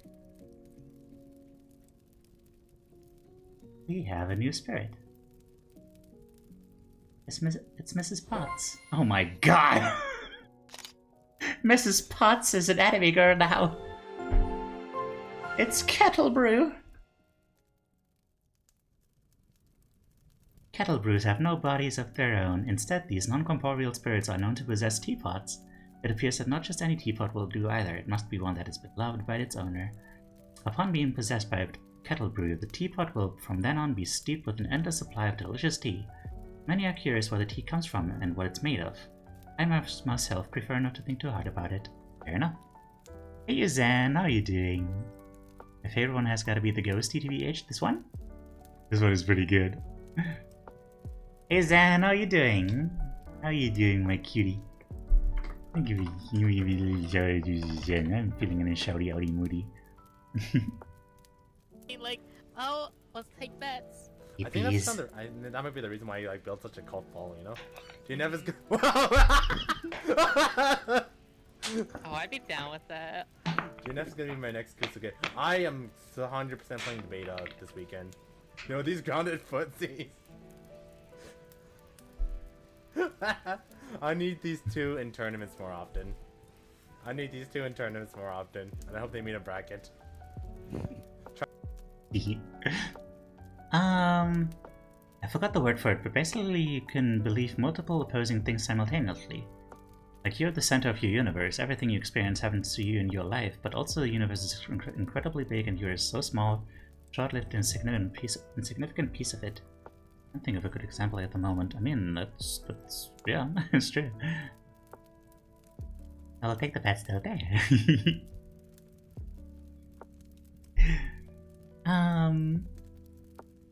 Okay. Now let's go lure another one. Oh wait. What's that smell on the afternoon breeze? Almost like a candle burning. Afternoon breeze. Okay, I like that. What is this? Actually afternoon. A candle burning. Afternoon breeze. Alright, we could have this. There we are. Little stretchy. Okay.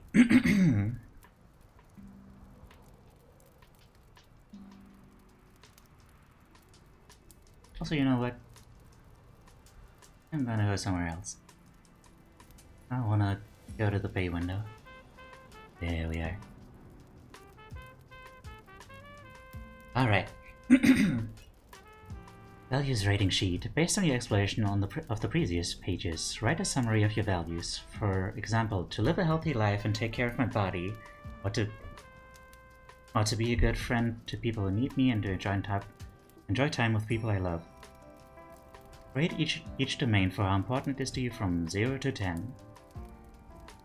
Remember, values are not internal states, how people treat us, or specific things to achieve. What did the mama goat and their kids do each night? Read scary goat stories. Okay. It's true. What do you call a goat that is always cleaning? A Roomba. Oh wow.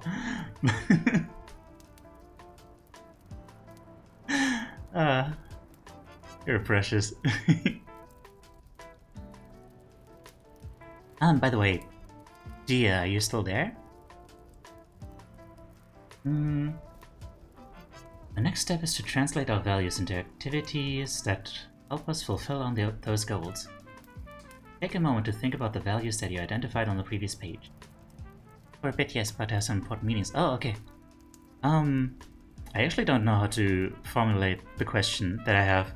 We were just talking earlier about how difficult it is that, like, hang on. We were talking about, like, these scales, how difficult it is to have, like, numbers assigned to a mood, because moods are so complex. Like, the baseline 5 could be, like, just neutral, it could be, like blank, it could be, like, bittersweet or something. And then also, like, we were trying to compare to, like, pain scales. This is the most useful one I found. And I guess you would just kind of put the 0 in the middle. Like, I want to try and figure out, like, a way to make it more... have, like, a qualitative difference between each of those numbers. So you can actually, like, compare and contrast, like, okay, which one of these feels the most like what I'm feeling right now, you know? And I don't know, I just wanted your take on it as, like, an aspiring pro. Why are goats from France more musical than ones from America? They have French horns. That is true, yeah.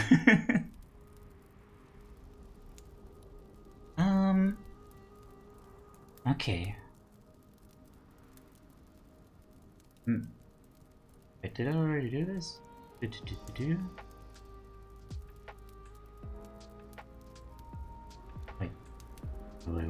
Wait. Okay, I don't think I did this yet. Take a moment to think about the values that you identified on the previous page. What are some short-term goals in each area? What are some long-term goals? Use this page and next to start to brainstorm. Write down your results on the upcoming page. By the way, I need to actually link this, y'all, and pin it, so you guys can play along. Me gaslighting myself on my feelings because I intellectualized them. Give me one moment and I'll answer that. I have a call. Okay, no worries. Take care. Good luck.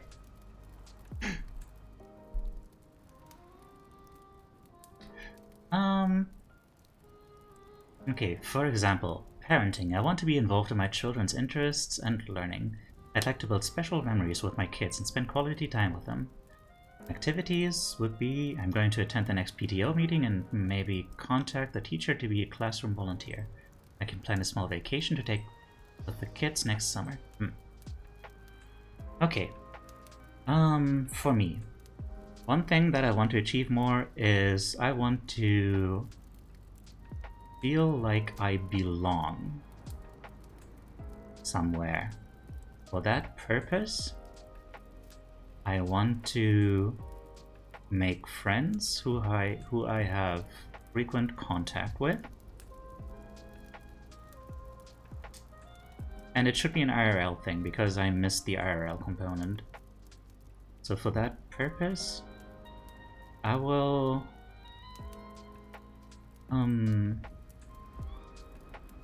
yeah, I'll try each day, each week, let's say, to contact, like to directly approach like one person at the clinic, for example, and see, like, pursue a friendship with them, like see what they're about, and like if they have any open space in their schedule to do a thing, or I don't know, something like that. Something like that. I don't know.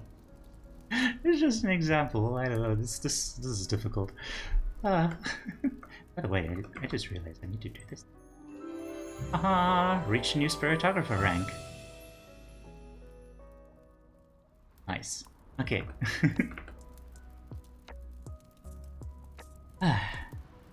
Leisure.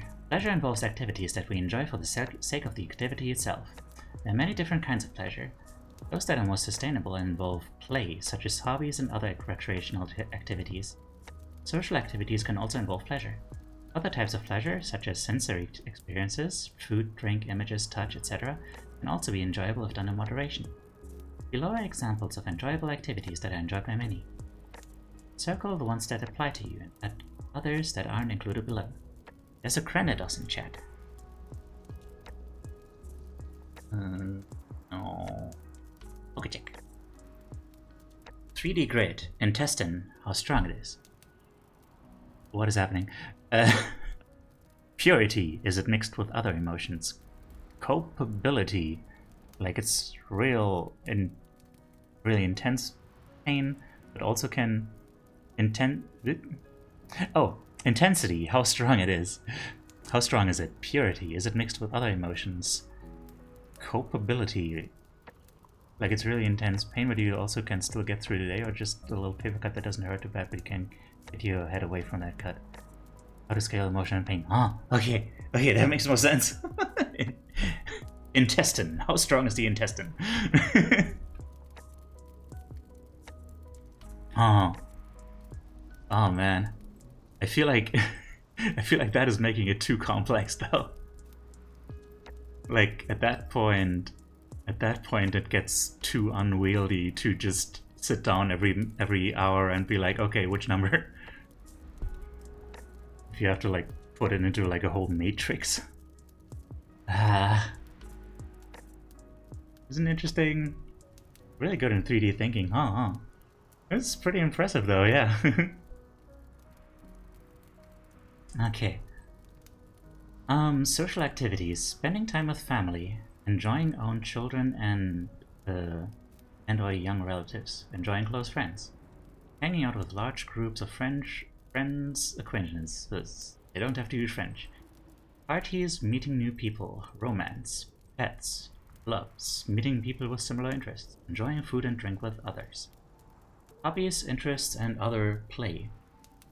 Reading. TV, movies. Plays. Dancing.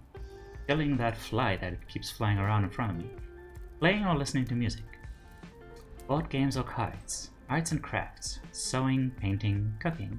Walking, hiking, enjoying nature, fishing. Sports. Or going as a spectator. Martial arts. Museums, zoos, video games. Traveling, sightseeing, going to the beach, sunbathing. Shopping, gardening, decorating, photography, comedy, TV recordings, live. Religion or spirituality.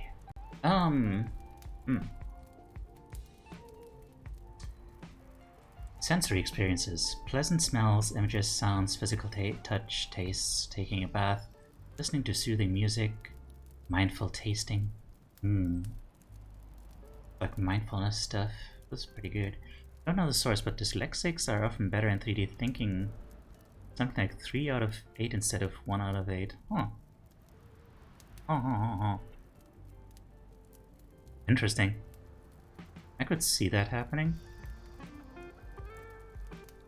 I could see a correlation there existing. Like, that doesn't seem too unreasonable. Huh.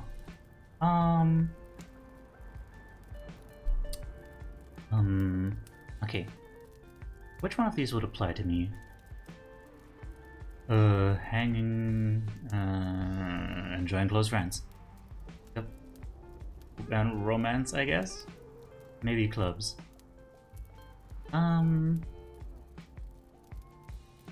Movies and video games. I don't know, maybe I feel like I should find like another hobby, maybe. Mastery. Mastery involves activities such as work or sports that involve the development of skills. Be able to accomplish things and feel a sense of mastery over our environment. Enjoyed in moderation, diversified well with other activities, they can increase positive emotions and improve how we feel about ourselves. Here are some examples of how people experience mastery to experience fulfillment in their lives. Circle the ones that apply to you and add others that aren't included below. Job or meaningful daytime activity. Look for or attempt to develop some of these qualities in education, volunteer work, or other meaningful activity. That is a really bold statement to assume that people have occupation and volunteer work. Are you a Lego master builder? I am not. I am very much not. I once bought a Lego set. Just for the purposes of like trying to I wanted to use it as like something that I would practice drawing, and then I never did.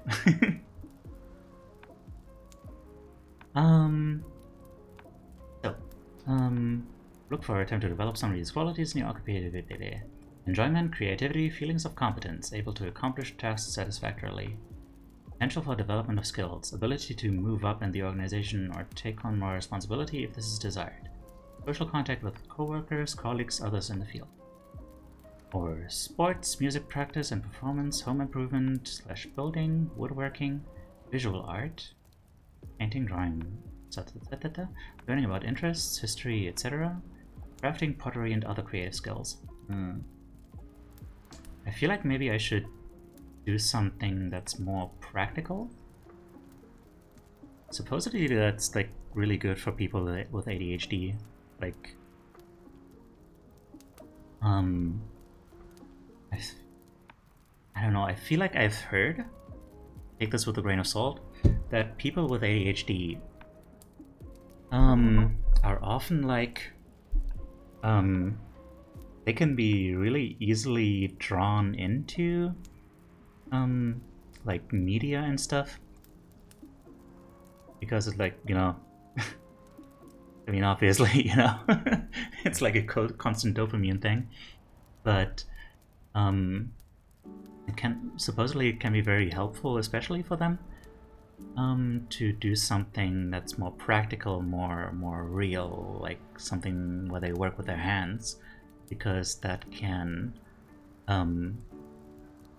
give a more potent and sustainable and, you know, more connected rush of happiness, I guess, you know, more of a sense of accomplishment. Like media, and like social media especially, that kind of thing, that it's like a constant drip feed of like very low quality stuff. It's like, it's enough to make you keep coming back, but like it's not fulfilling in the end. But like really accomplishing something with your hands and like then being able to hold it, be like, oh man, I made that. That's a different kind of accomplishment that makes you, that's more fulfilling, you know, more lasting. Saw the 100-hour drawing training video from Nerd Fortune Winter. Bought some pens and sketchbook but never started. Oh, a 100-hour drawing. God damn. That was a long time. That was a long time to be drawing. Activities list. Pleasure and mastery. I like I like how you read the caption. Pleasure and mastery. Number 52, sex. Mastery over sex. Yes. Apparently I have very high symptoms of ADHD and I'm the opposite. I don't like shows or movies or books at all. Oh. Interesting. I don't know. I mean, everyone's different.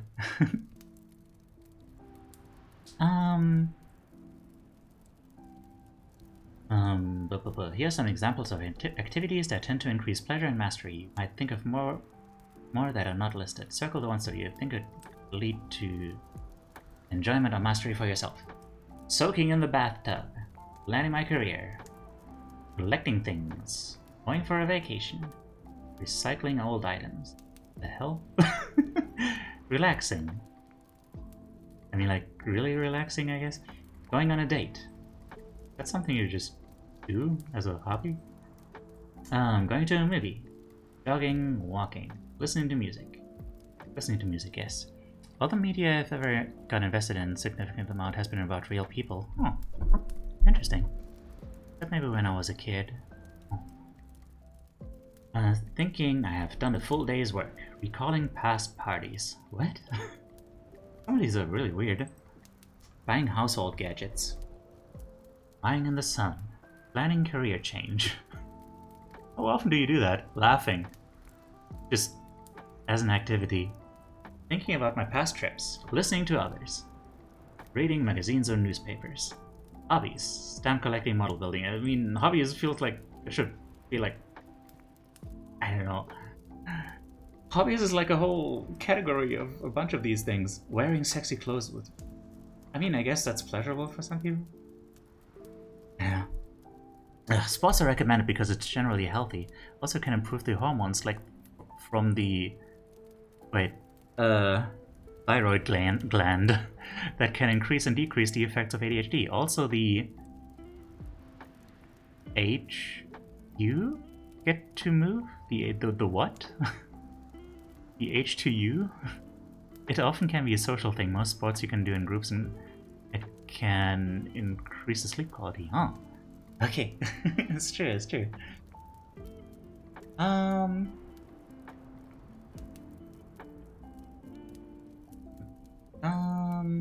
Didn't know about the thyroid stuff. Spending an evening with good friends, planning a day's activities, meeting new people, remembering beautiful scenery. This is so random. I feel like they could have sorted this better. 100 hours over like 2 months. The one day I wasn't good at drawing like average non-art person, and I started the challenge and practiced a lot and showed an improvement. Oh, I see. Age like hyperactivity. Oh. Oh, also the hyperactivity you get to move. Okay, okay. Sorry, I'm really my internal autocorrect is really bad. Like I tend to read exactly what I'm presented with, and it takes a while for me to figure out what is meant if it's not like exactly what it's supposed to mean. Which makes me really good at proofreading, but also yeah. Gambling. Okay, maybe not that one. Saving money. What the fuck? What do you mean saving money? That is not an activity. That is like something you do by doing less activity. Gym, thinking how it will be when I finish school. Getting out of debt, paying debt, practicing karate, etc. Tend to not read exactly what I read. That's dyslexia, hell yeah. Thinking about retirement, repairing things around the house, working on my car / bicycle, remembering the words and deeds of loving people, wearing sexy clothes, having quiet evenings, taking care of my plants, buying, selling stocks and shares, doing swimming, doodling, exercising, collecting old things, going to a party, thinking about buying things, playing golf, playing soccer, flying kites, having discussions with friends, having family get-togethers, riding a motorbike. This isn't meant to be a list of activities, it's a list of things that can cause pleasure. I guess? But like, wait, no, it's an activities list. Buying/selling stocks is gambling. I mean, yeah. Do you have/wear sexy things? Do I? I mean, I don't think I have anything that like really qualifies as that. I don't need to because I'm just always sexy. Anyway, playing squash. God, this really reads like so much like they were really just sitting there like, gotta think of things.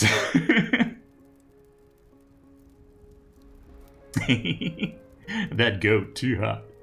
Yes. Going camping, singing around the house, arranging flowers, going to church, praying, practicing your religion. Gotta get good at that religion. Anything Teiyu wears becomes sexy, yeah.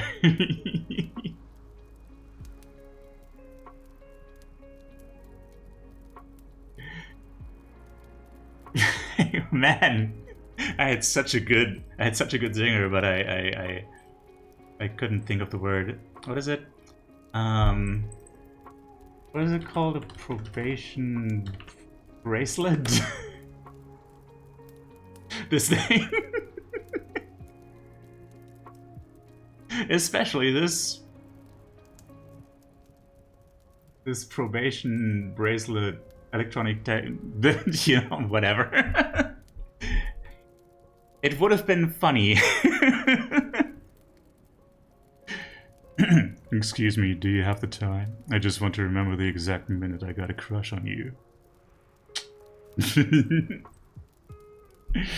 There's a tentacle in chat.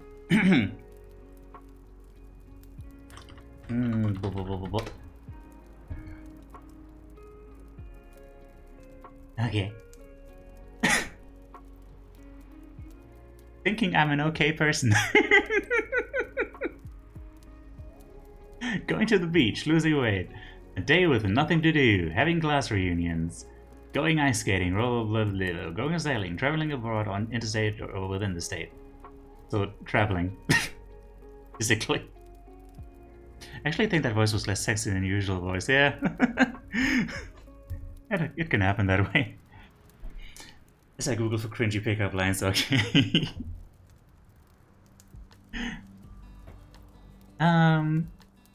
Sketching, painting, blowing bubbles, doing embroidery, cross-stitching, sleeping, driving.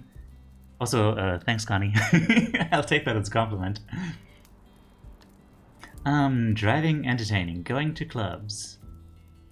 But like the garden/sewing kind of club. I can go to the club. My hobby takes some time. What do you ask? It's a really good one. It's called Thinking I'm an Okay Person. But only thinking. Only thinking that I am one.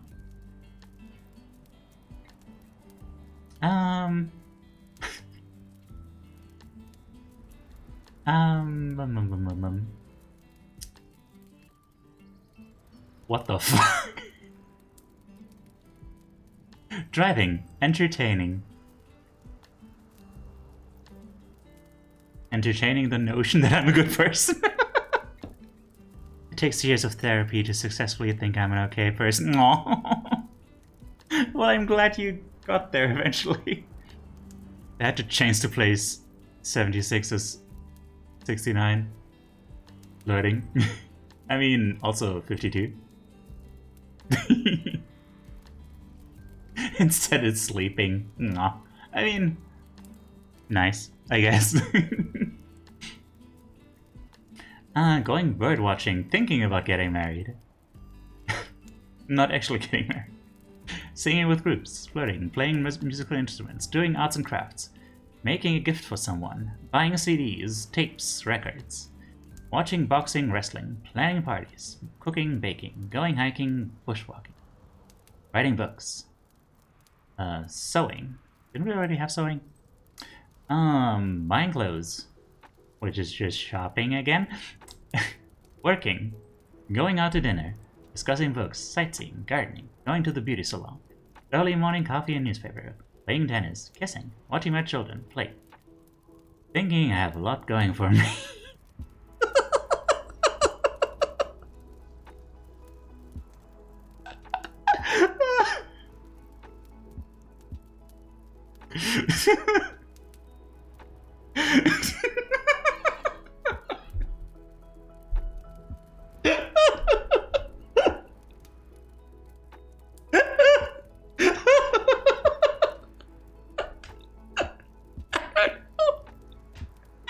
That just absolutely kills me.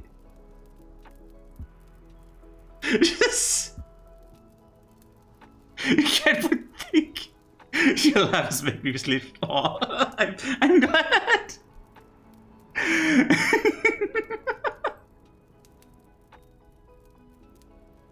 Zumi, if you'd like to experience pleasure and mastery, could I interest you in some activities such as thinking I'm an okay person, sleeping, thinking I have a lot going for me.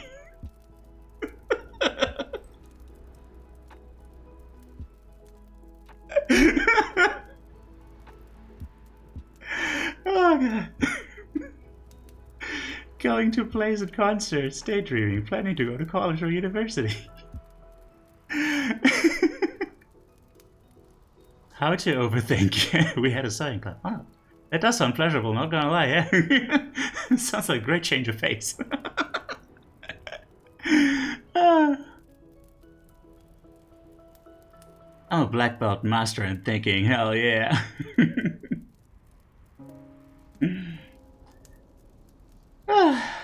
Okay. Oh god, it continues. Oh no. Going for a drive. Driving. You didn't have to fill 2 pages, it's fine. Listening to a stereo. Refinishing furniture?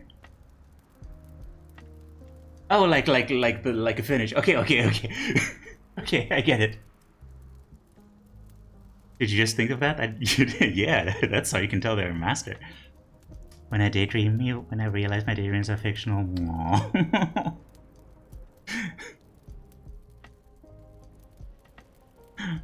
Or, you know.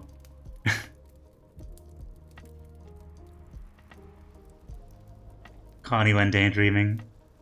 Connie. Wait. Not even realizing that your daydreams are fictional. Anyway.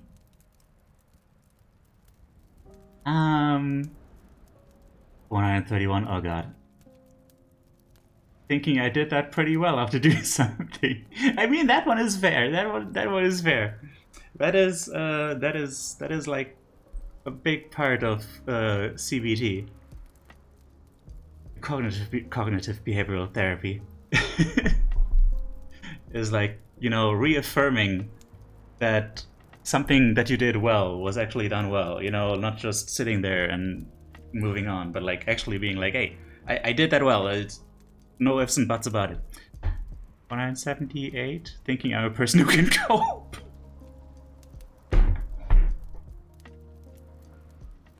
Thinking I'm a person who can cope.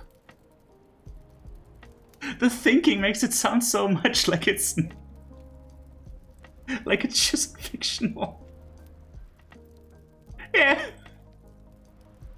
It's like double copium. I'm not a person who can cope, but I'm gonna think that I am. At least give me that. Yeah. But yeah, like, yeah, taking some time to really conceptual copy. Acknowledging your successes and stuff is very, very important for building up your thing. Yes. Building up your Golan. High Golan. My brain combined 133 and 134 and read it as going.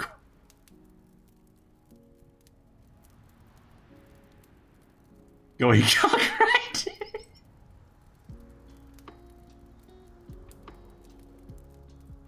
I'm just. I guess that's something. Golan wants me to do a workout. I'll just be doing this. 1, 2, 3, 4, 5, 6, 7, 8, 9, 10, 11, 12, 13, 14, 15, 16, 17, 18, 19, 20. 184 saying yes to an opportunity. Hell yeah.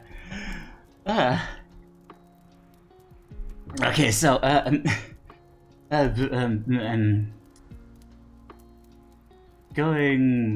making lists of tasks and going back right, walks on the river shore front line. On the front line. Wait, in the current context, these squats are different. Oh god. Oh no. Thinking about my achievements. Yay. Completing a task, going to a sporting event, eating gooey, fattening foods so that the witch has a lot to eat, exchanging emails, chatting on the internet. Photography, going fishing, thinking about pleasant events, staying on a diet, stargazing, flying on a plane, reading fiction, acting, being alone, writing diary, journal entries or letters, cleaning, reading nonfiction, taking children places, dancing, going on a picnic, thinking I did that pretty well doing something, meditating, mindfulness exercises, playing volleyball, having lunch with a friend, making a gratitude list, thinking about having a family. Thoughts about happy moments in my childhood, splurging, playing cards, having political discussion, no, solving riddles mentally, playing tennis, seeing and or showing photos or slides, knitting, crocheting or quilting, doing crossword puzzles, shooting pool, playing billiards, dressing up and looking nice. 128, so bus drivers in the shop it's a hobby? Yeah. Huh? Connie make me have sus spots. Reflecting on how I've improved, buying things for myself, talking on the phone, going to museums, art galleries, thinking religious thoughts. Nice. Surfing the internet, lighting candles, listening to the radio, spending time in nature, having coffee at a cafe, giving a massage, saying I love you, thinking about my good qualities, buying books, having a spa or a sauna, going skiing, going canoeing or whitewater rafting, going bowling, doing woodworking, fantasizing about the future, doing ballet, jazz, tap dancing, debating. Connie, no.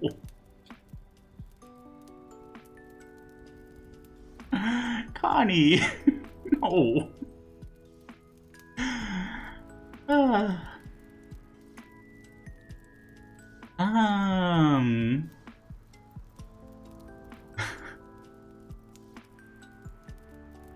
Everyone, let me delete that message. Ay. You don't know what that is? A pool is like, it's like billiards. I don't know what the difference is between pool and billiard, actually.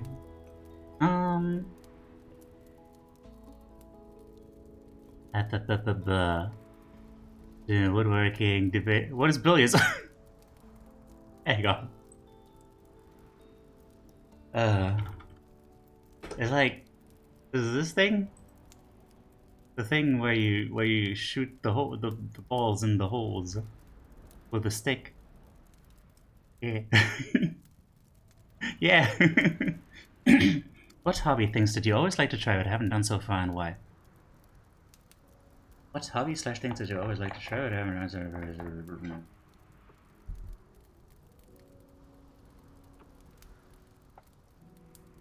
I don't know. I don't know. I can't think of anything.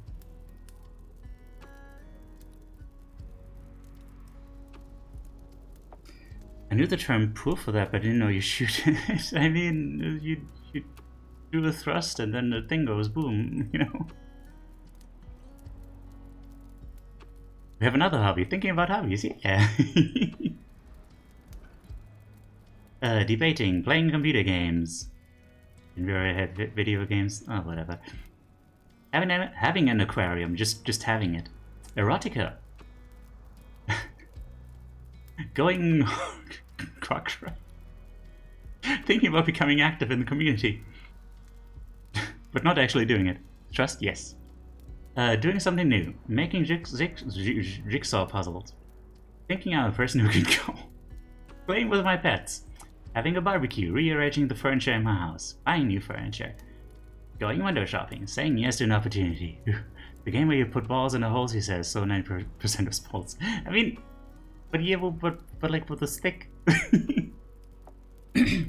Also, most of the time it's not a hole. I mean, I guess, depending on how you define a hole. Is it? I mean, like a basketball basket, like that's more than just a hole. Like that's a very holy thing. I mean, not a holy thing, but you know, it's a thing that is like basically just hole with stuff in it. I don't know, whatever. Look back at the last 6 pages and write down your activities you came up with to form a master list of possible activities that fit with your life aims. We'll use these to start to get more active with behavioral activation. Pleasure, mastery, and valued activities. A cavity opening. Topologically donut-shaped thing. Yes. On the whole, that's a hoop. Yes. Ah, that's a pharaoh seed in chat. Okay. Goal setting. Goals are how we make our values, pleasure, and mastery activities real and practical. On the next few pages, we will start to schedule the activities that we recorded on the values, pleasure, and mastery activities list. Before we do, it is important to be sure we are being smart about these goals. Use the following tips to increase the chance of reaching your goals. Okay, wait. I got this. I'm not gonna look. Smart means specific, measurable, achievable,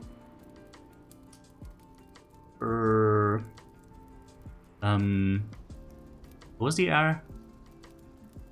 I can't remember. And T is like, it has a time, it's like a time trackable, attainable. Okay, fine. Realistic. Wait. Okay. So when creating a goal, state exactly what you want to achieve. Think about how and when you're going to achieve your goal. For example, I want to lose 10 pounds in 2 months by counting out calories. Ah! You sent a chart for the emotional chart. Okay. Thank you. A simple mental health pain scale. Oh. Hang on, let's have a little look at this one. Attainable and achievable are functionally both correct. Ah, right, yeah. Trackable. Oh. I thought T was about like time, but I guess it's same. Okay. Hang on, let's have a look at this image Thea just sent me.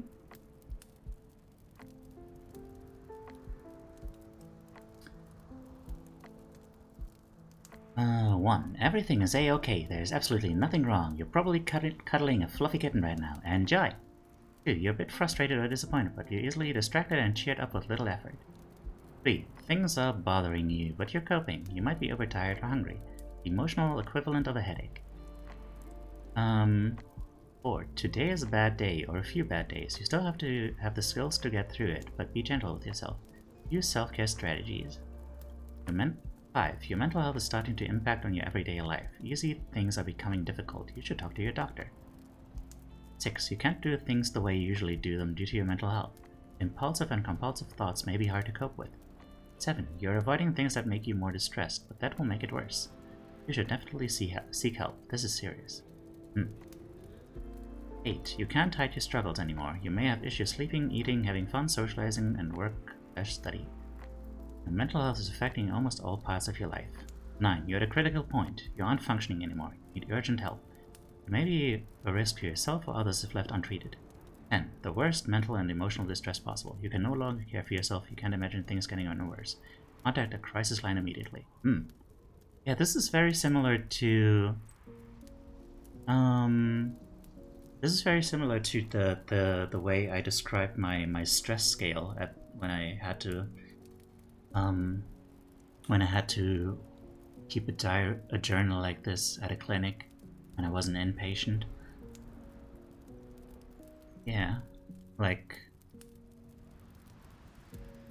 I would go like for a 2. I would make it more like, you know, just barely noticeable, like, you know, easy to ignore.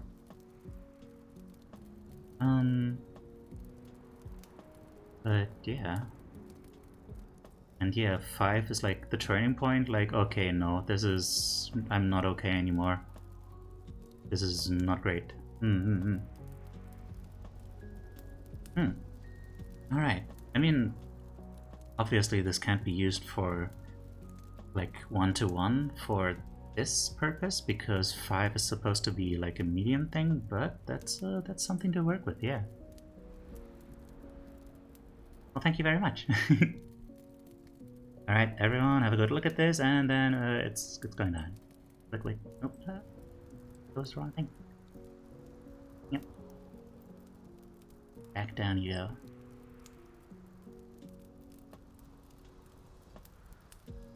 Okay. Random thing, I stumbled today on a song that's simulation English and France. They put one speech on one ear, and I find that quite interesting. English and French, they put one speech on one ear, and I find that quite interesting. Oh jeez. That sounds overwhelming. Okay. Also, Dia, how was the thing? The meeting? Was it a meeting? Call? When creating a goal, state exactly what you want to achieve. Right. Yeah, it's gotta be specific, like, you know, if you make a goal that's like, I want to be happier, and it's like, well, you can't really tell what that means, you know? Like, I want to eat healthy, like, how do I measure that? Yeah, measurable. In order to say you met a goal, one must be able to measure it. Stating that I want to eat more fruits and vegetables is not as measurable as stating I want to eat a combination of 5 fruits and vegetables a day.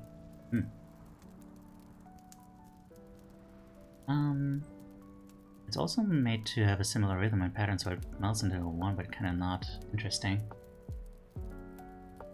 I guess after a while it must get like kind of meditative. Attainable. Is the goal possible? If the goal is to get into shape by swimming 30 laps a day and you've never swum for exercise, you will be setting yourself up for avoidance and discouragement. Choose a smaller goal, like taking a few swimming lessons or just swimming a few laps to start. Realistic. Is the goal realistic? If you've had a knee injury or chronic pain, it's probably not realistic to set a goal for yourself of joining a kickboxing class. Perhaps joining a walking program would be more realistic. Trackable. Tracking your progress helps us notice improvement. When we recognize our improvement, it motivates us to continue our good work. Also help in creating future goals. Activity planning. So far we have determined how you spend your time and how your current activities are associated with your mood. Start to understand your values, enjoyable activities, and activities that make you feel a sense of mastery and accomplishment. We've connected these with specific activities that you wrote on the values, pleasure, and mastery activities list. Learned how to be smart about setting goals. Now it's time to start activating. One way to make behavioral activation work is to simply start to schedule activities and then rate how our mood corresponds to each activity.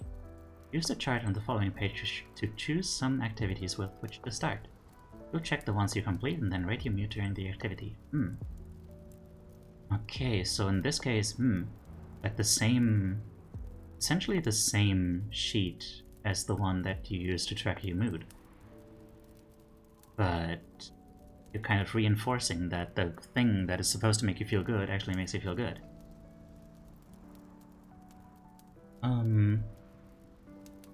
Start with 2 to 3 of the easiest activities. Schedule activities on the day and time you could reasonably complete them.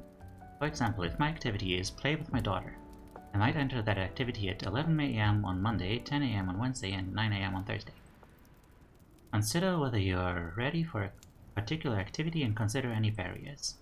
For example, if my activity is exercise, one barrier might be that I don't have any gym clothes. Perhaps I need to first complete the activity, purchase gym clothes before I'll be ready to hit the gym. Yeah, this can also help with avoidance. If you really consider like, okay, what is each step that I'm gonna have to take? So oftentimes things are like too vague in our minds, and then we just kind of, then the mental overwhelm of trying to figure it out just kind of keeps us from even getting started. Activity planning worksheet. Write some specific activities that you recorded on the place. A check in the completed column to indicate you completed the scheduled activity. Record a mood rating in the last row. Mood is rated between 0 and 10. Oh boy. You're gonna need to print a lot of these. Pleasure predicting. Oh. We had to press I feel like there's a word missing here. When we are depressed, we often anticipate getting little to no pleasure or mastery out of an activity. Depression clouds our judgment and colors our predictions about the future. As an experiment, we can pleasure predict how much pleasure or mastery we feel after a given activity. This is one way that we can mix behavioral activation with the cognitive skills we learned in Chapter 4. Chapter 4? Huh.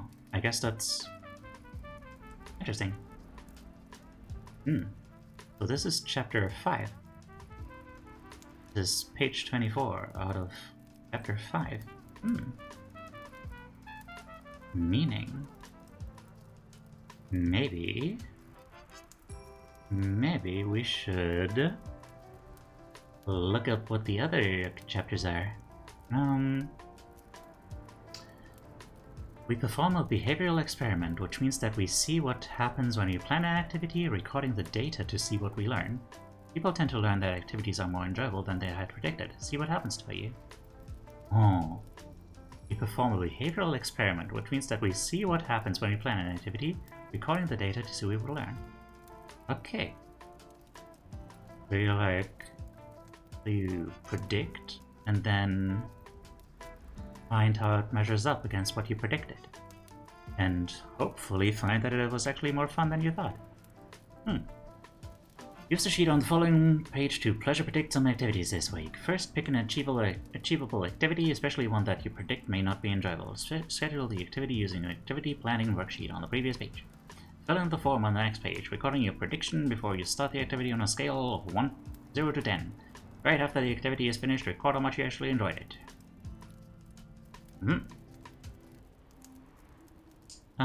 Schedule activities with the potential for pleasure or personal growth.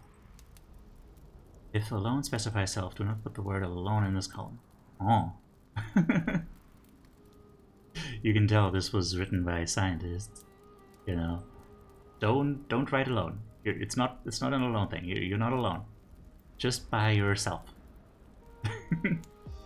All about the framing. Satisfaction, predicted, actual. Okay. Problem solving and acceptance. When a problem arises, there are many possible responses. As we have discussed throughout this manual, some responses to depression and problems can help to solve these problems. Others can serve to make things worse. Below we describe 3 ways of addressing a problem. One approach may work best, or all 3 may apply. The take-home point here is that all situations are different and require different types of approaches to help you meet your life aims. Adaptive response number 1. Get the facts. Thinking. Use cognitive skills to better understand the facts of a situation. Perhaps there's a problem, perhaps there's not. Sometimes the first step is to understand the facts of a situation, and then decide whether or not to use a problem-solving skill, problem-solving skills, or accept things that are outside of our control. Also see the earlier section on cognitive therapy skills. Oh. So, if this is your standard adaptive response, is that when you over-intellectualize? Is that what that is? Just being like, okay, I understand the situation and I recognize that there's nothing I can do about it, and that there's no real issue actually, and I just need to recognize that and everything is going to be fine. Done.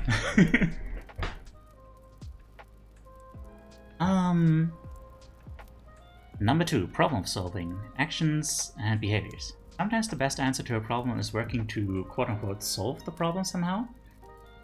It is not a problem with our thinking or behavior, it is a problem with the external circumstances. For example, if someone is consistently aggressive or abusive with us, we may want to find a way to set firm limits with that person or leave the relationship altogether. There are many problem-solving skills, some of which are outlined below. Behavioral activation skills to address avoidance, assertively address interpersonal conflicts, take small steps to make progress on long-term projects, plan for the future, manage your time effectively, many others. Stay tuned. Talk to your therapist or group leader about other behavioral skills to directly address problems that arise. And number 3, accept what cannot be controlled, letting go. There are times that we believe we should be able to control something, yet our consistent attempts to do so are met with failure. This beating a dead horse makes us more and more frustrated, angry, anxious, and depressed. Sometimes letting go of things we cannot control is necessary to prevent problems from getting even worse. We also lift some of the burden of failing over and over. I was expecting the third one to involve emotions more. But I guess it kind of does. How to take action to there's a Goldgeist in chat. How to take action to solve a problem. Write down clearly what the problem is. Brainstorm about ways to solve the problem, even ridiculous ways, writing down all possibilities. Rank the possible solutions in order, from best to worst. Think how likely is it for this approach to work. Decide on a plan of action for each reasonable solution. Rate how probable it would be for each plan to work. It would be for each plan to work. There's another word missing. You need to get me as a proofreader. Pick the most reasonable plan and put the plan into action. If it doesn't work, go to the next best solution and try that one. Continue to try until you solve the problem. How do I know what to do to make it better? Sometimes it is difficult to know which approach to take to make a situation better. While it is ultimately an individual decision, one that may take trial and error, therapy is a place to work out some of those difficult choices. The various skills in CBT are meant to help us get some clarity around some of these decisions. While we don't have room in this manual to discuss in detail how to make these decisions, this is something to discuss with your group or individual therapist as you may move through treatment. Okay. There we go. Dealing with low motivation. If you're experiencing depression, chances are you're dealing with motivational difficulties. Frequently we hear people, depressed or not, talk about waiting to make changes when they are ready, as if there's a particular day that they will wake up and suddenly feel different and able to face whatever it is they are avoiding. We put off exercise routines, diets, getting homework done, calling back important people, etc. because we feel unmotivated. From the outside in, as we discussed in the action precedes emotion section earlier, one reason we struggle with motivation is that we are looking to our internal emotional state, happy, energized, excited, cue us to start a task. This is an inside-out way of thinking which is problematic with depression, because for most people, low motivation/energy is a pervasive symptom that typically takes some time to resolve. In behavioral activation, we ask people to work from the outside in, acting according to a plan rather than waiting to feel ready. We can jumpstart our mood by starting with an action and letting our mood follow. This is hard at first, but over time most people recognize that their actions can actually have an impact on their mood, so they feel less at the mercy of their depression. Little by little, working on doing things that you have been avoiding can sometimes feel painful or even cause some anxiety. While plunging into these behaviors might seem ideal, you will likely have more success if you commit to taking small steps. For example, if you and your therapist identify exercise as a goal, you might break this down into steps. If you'd like to run but you've been inactive for months, chances are you're not going to just start running. By breaking this down into smaller goals, you will likely have more success. Let's say you set a goal to put on your shoes and walk for 10 minutes, then 20, then 30, etc. Once you've built some momentum, then you might begin to run. Use the motivation tips on the following page to help you get unstuck when low motivation strikes. How's everyone holding up? Everyone taking notes? Months is supposed to be a lot? Well, I mean, I think it's probably normal. That depends on how severe it is. How long you've been stuck in a rut.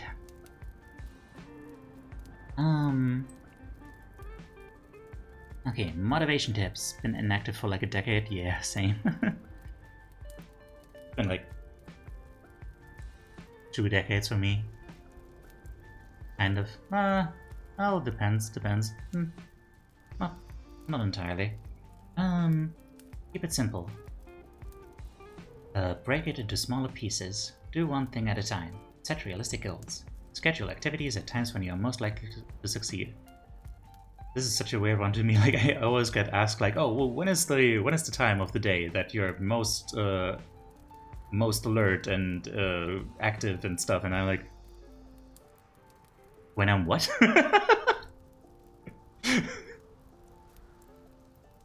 Use self-compassion. Anticipate setbacks. Reinforce and reward healthy behavior choices. Reflect on what works best and what doesn't work. Oh man, I feel that. Aw. Pat. Big pat. Change your environment. Minimize distractions. Use visual reminders. Talk yourself into it. Challenge negative thinking. Use a timer. Start with just 5 minutes. Use reminders / alarms. Have an accountability partner. This is a big one. You can so easily just trick yourself. And then, like, you skip one day and then you're like, oh man. Then, you know, the momentum is broken, and then you're just like, okay, why even bother? So yeah, you gotta have someone there to keep you accountable. Either that or it's 4 AM after I've been awake for so long that I'm too tired to care. Oh jeez. Yeah, that is also not ideal. Focus on long-term benefits. Commit to making decisions based on what we know, not on what we feel. Behavioral activation tips. Behavioral activation can be challenging. It is common to run into roadblocks during this process and have moments in which we want to give up. We can honestly say that the only barrier to improvement is giving up completely. If you continue to learn about your valued life course and stay out there, chances are that things will improve. Use the tips below to help navigate barriers that come up during the course of behavioral activation treatment. 1. Be prepared for a challenge. Because we're working against our brain's attempts to protect us, it takes effort and some discomfort to get results from behavioral activation in the long run. Get back on the horse. When failures inevitably happen, be prepared to respond actively. Depression will tell us to give up when things don't go well, and try to convince us that all those negative thoughts are the truth. Prove the depression wrong by getting back out there and moving toward what you really value.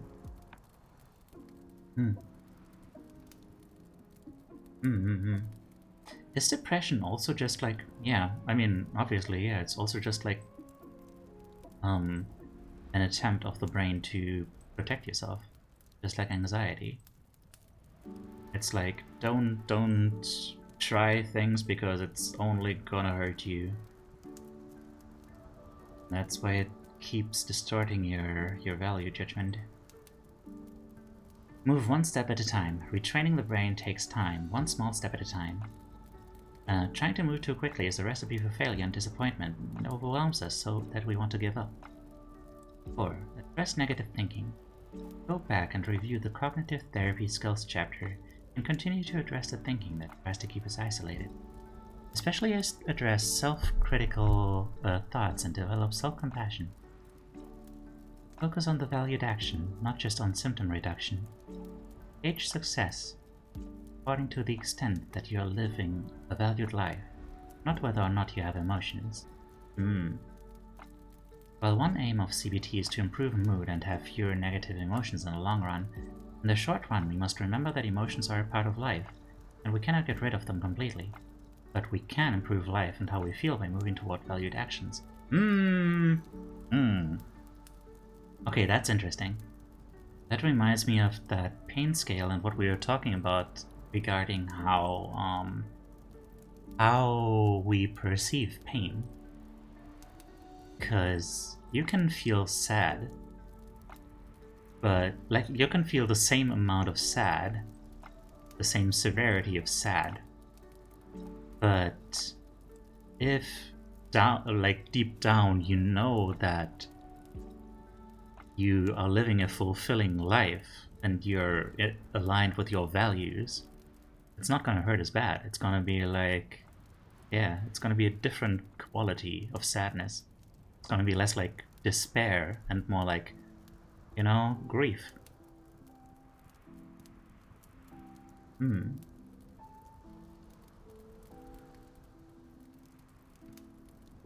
Oh. Like that's, I guess that's like, you know, what I was talking about with like satisfied regarding the, regarding what Scully mentioned, just sitting on a balcony and staring out into space. Like, that can be boring, or you can feel connected and feel fulfilled with it. Monitor your activities and mood as specifically as you can. We often miss important clues to treating depression while we don't pay enough attention to the details of our activity. Oh yeah.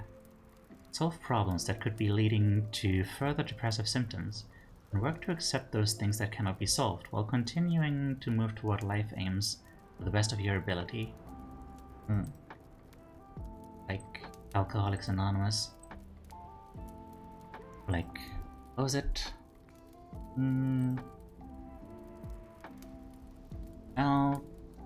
Alcoholics Anonymous. Was it their motto?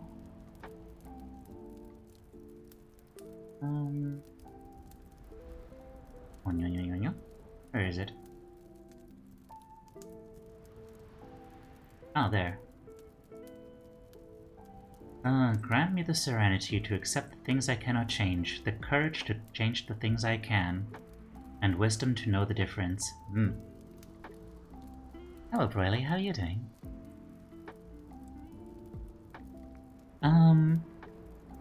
Be sure your activities line up with your true values. Sometimes we think we are living a valued life and we are not. This leads to continual disappointments. Continue to explore your values. Remember that values are not internal states, how people treat us, or specific things to achieve. Oh, they're really insisting on that one. That's interesting. That must be like a really important lesson, huh? Cute, adorable, fluffy as always. I do my best. Be sure you have the skills you need to be successful. Trying to do something in which you don't have the necessary skills sets us up for failure. Some people learn that they are quote-unquote incompetent only because they continue to try to do things for which they are not ready. Find out what skills are necessary to be successful at a given task, and then, given the amount of work it would take to learn the necessary skills, decide if it makes sense to continue to pursue that activity. Hey Gabe, how are you doing? Hope you're having a good one. Hang on, I gotta stretch. Phew! I'm hydrated.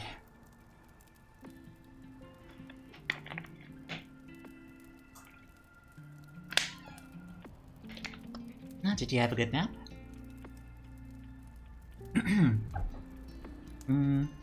Understand the principles of behavioral activation and why each part of it is necessary. Sometimes we are confused about why we are doing something. This potentially leads to resistance to trying new things, and we miss out on the possible benefits. Sometimes we are confused about why we are doing something. This potentially leads to resistance to trying new things. Oh. Good nap. Good. Understand the principles. Wait, I just did that. My throat hurts a little bit. I didn't do enough of a vocal warm-up today. Practice mindfulness. Review Chapter 3 and practice mindfulness. Research shows that enjoyment is much more likely when we are present and mindful. Use behavioral activation as an opportunity to practice being mindful of potentially pleasurable experiences as they occur. Drink water. Oh, I just drank the water. I just did the water. But okay, I will do the water. We'll do another water. Reward yourself for your achievements. Depression and self-criticism try to take away the kudos we deserve when we achieve something. Make an explicit effort to reward yourself instead.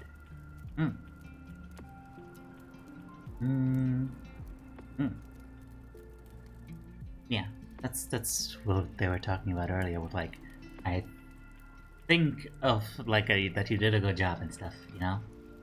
Think of the things you achieved. Barriers and resources worksheet. Use the following worksheet to determine the specifics of some of your goals. Think about possible barriers and resources you might have to hurdle them. What? Think about possible barriers and resources you might have to hurdle them. Okay. Goal. Goal is a video essay. When I want to achieve it. Now. Wait, no. Next month. I'm going to do it. By working on it. I guess. I'm going to measure it. Well, okay. I'm going to do it by like splitting it into different workloads, into different parts of the thing. There's a poniard in chat. And then I can measure it by checking off the boxes. What are possible barriers? I could have a difficulty speaking for a long time because of my throat. Possible resources would be to do regular exercise and inhale steam and stuff like that to take care of my voice. And here's notes. Oh, okay then.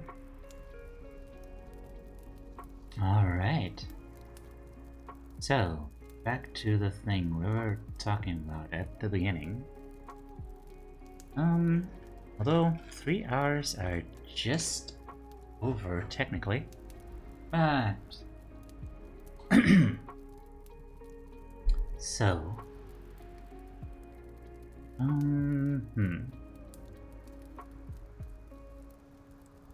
what does 0 mean? What does 10 mean?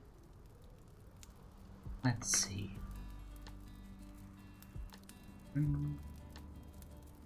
Oh wait, we have a new spirit. Let's reward ourselves with the spirit. Look. Aw. Let me guess, it's a waxolotl? It's a waxolotl? Yes! Yay! Waxolotls are the adorable side effect of a failed ritual summoning. The complex nature of conjuring a spirit is sometimes lost on junior summoners. Even the smallest misstep can cause a failure. Usually a failure is harmless, but if the ritual candles are blown out by midday breeze at just the right moment, a waxolotl is born. Behind their contented blank stare lies an easygoing personality. The candle on their head, when lit, is said to take on the scent of their companion's favorite aroma. Mine smells quite pleasant, a touch of vanilla, cranberry, and cinnamon. Aw, that's nice.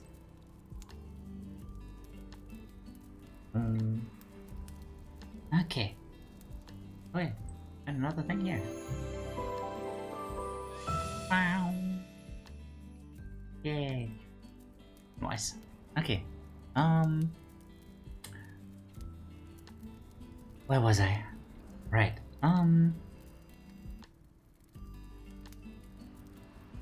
What the hell is his name? Odemato. Honeysuckle? Is that a typo? Oh, even honeysuckle sounds pretty disgusting. Anything with suckle sounds kinda ugh. Okay, so using this as a baseline. Let's try to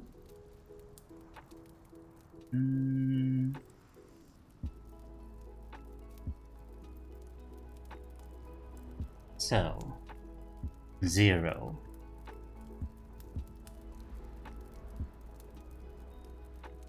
Zero would be like, hold on, let me move this over here.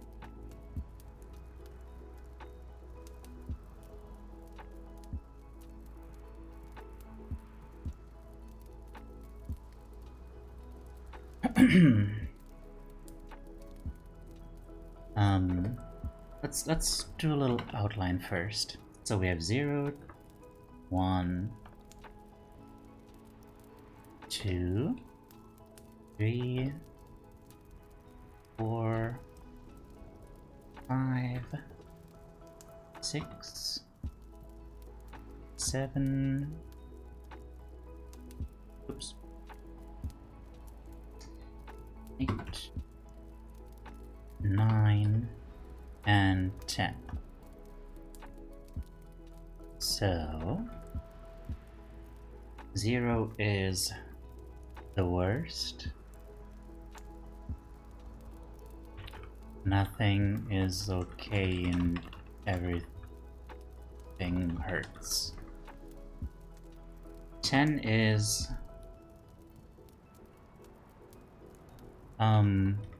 euphoric, crying from happiness, wish this would never end.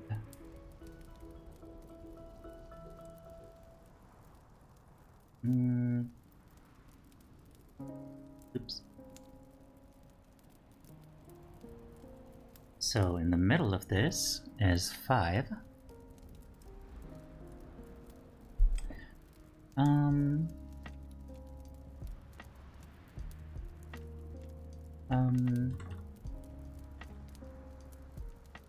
Just existing. 4.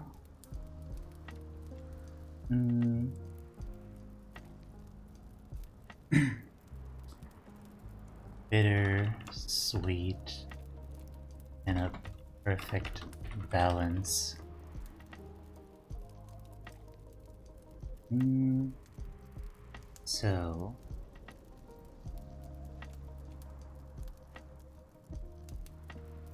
So working with this,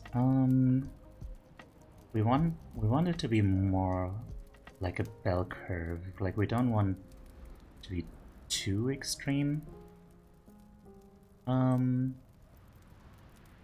Let's just try some things. So if, let's say 1 is on the tipping point to break down,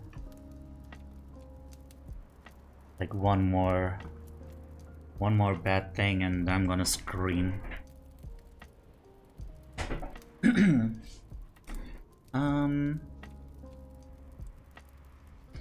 Actually, let's work backwards from here now. And then, like, keep switching back and forth, maybe. Step down from just existing is like not happy, but it's easy enough to ignore. Not happy, and I can't ignore it. And 2, what would be between those?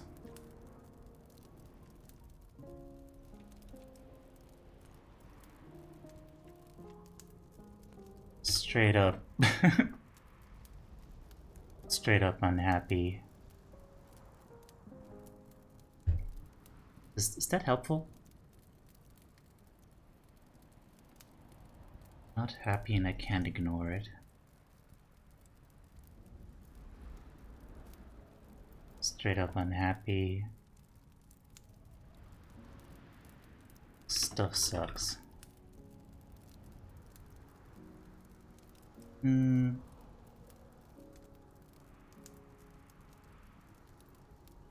I think that makes sense.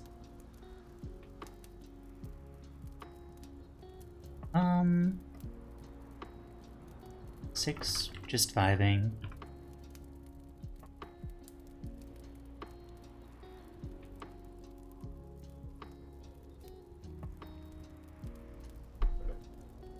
I'm like a 2.5 right now. Aw, dear. Aw. I'm giving you big hugs. All the big hugs. Is there anything I can do to help you? Please say so. Tell me. 6, just vibing. Might have a fairly noticeable smile on my face.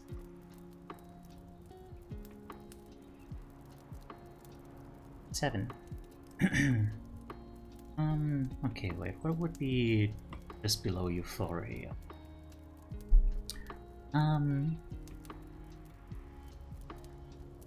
really anything you can do in writing a longer thing in your dance right now, if that's okay. Okay, no worries.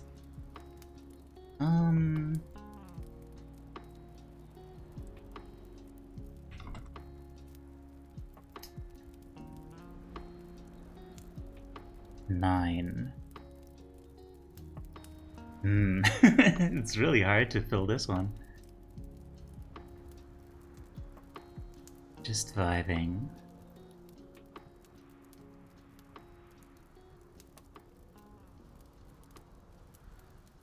Aww. What is just below this? Huh. It's really hard to quantify that.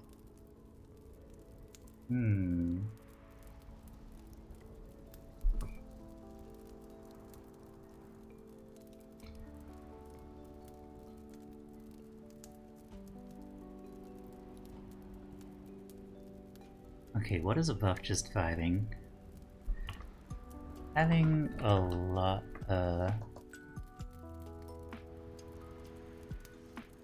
having fun.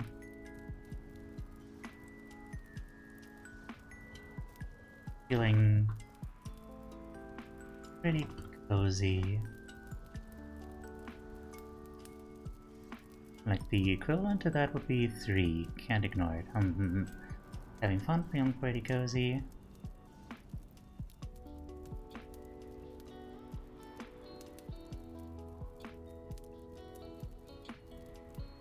Appreciate the sentiment that you care about me, but give me a hug by a words I give doesn't really help because like sending a star in person if I photo of burger. Yeah, I know. It's just, you know, I can't really do much else except except like express a sentiment, I guess. But I can stop doing it if you'd like. Having fun / feeling pretty cozy. 9. Don't have to stop. I'm okay.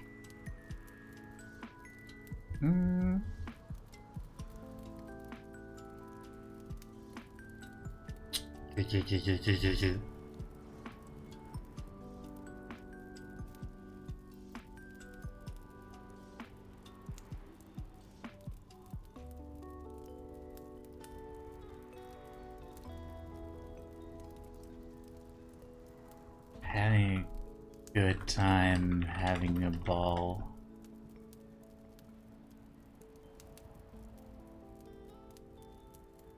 I don't know, don't stop me now. Having a good time, having a ball. Having fun, feeling pretty cozy.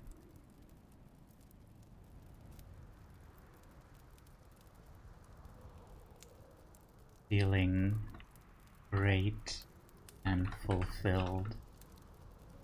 Life is good.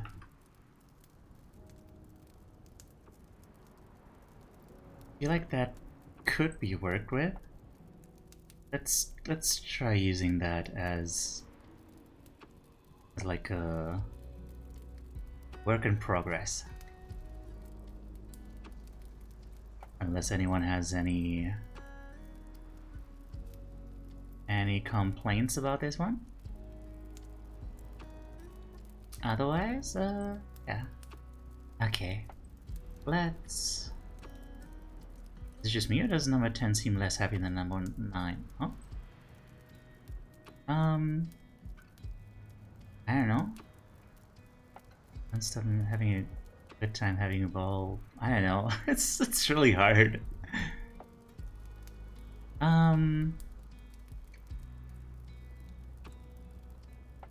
It's so hard to quantify these. I don't know.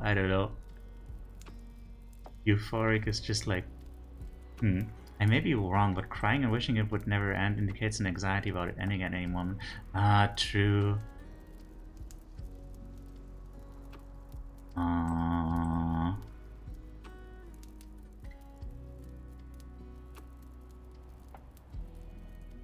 Euphoric, which is me every time I'm happy. Oh,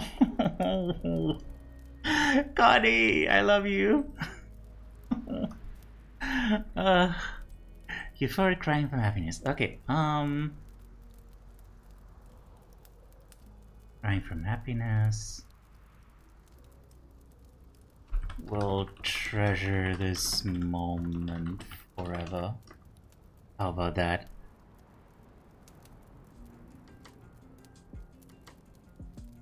Okay, there's a side I can chat. Holy crap. Okay. And with that, we've done all that we set out to do for today.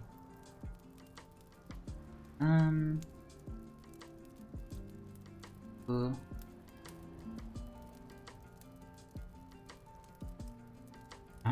Wait, I forgot. Did we rate Missed Antics recently? I think we did. Hang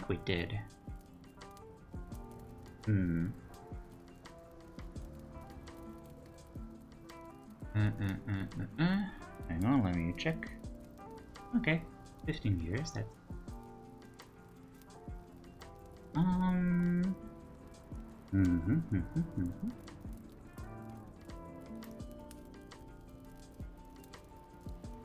Who do we say? Who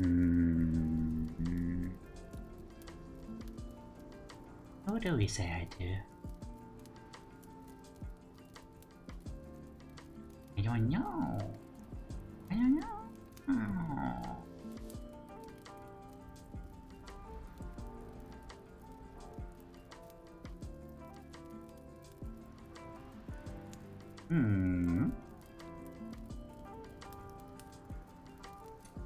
Oh man. Sure. It's been a while since we rated Lake, I think. Although, wait, GTFO is a horror game, isn't it? Okay, yeah. I feel like that's not quite right.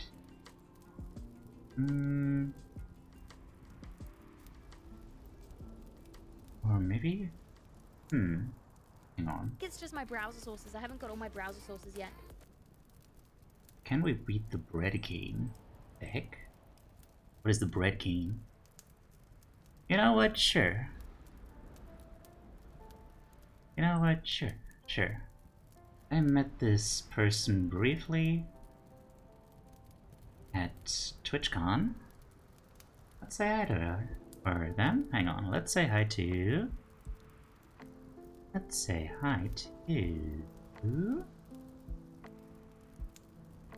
Where are your pronouns? They're not here.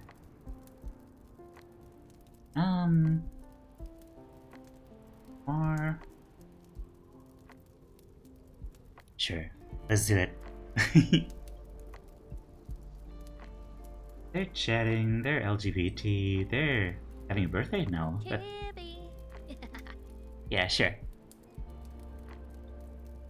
Writing something down? Yeah, this sounds like sounds right. Sounds right. Let's go. Everyone, if you haven't joined me on the something, please consider doing so. Join on Twitter. And yeah, starting tomorrow, I will be using Discord to to keep updated on the stuff and the stuff. Oh yeah, I'm deteriorating. To stay updated and hold myself accountable regarding my goals, which I still need to set properly and stuff. But yeah, that's for tomorrow.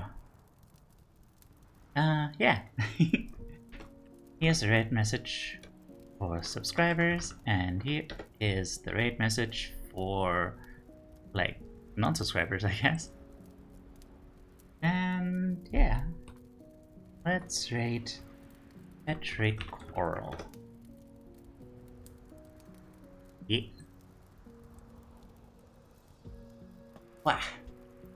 Everyone, thank you so much for being here. You know, hopefully this will do something. Like, I want to say I'm excited. I have to admit I'm just kind of sleepy right now. But yeah, I don't know. Tomorrow is already gonna be like a great opportunity to put a goal that I just mentioned into action. Because there's a girl in art therapy who I kind of hit it off with last time. And yeah, I'm gonna keep talking to her and maybe see if we can like exchange contact information. She's like the first person I talked to about VTubers. Like, I mentioned that I'm a VTuber because I showed her some art that Ren did for me, and she knew what it was, and she was like, "Oh, that's interesting."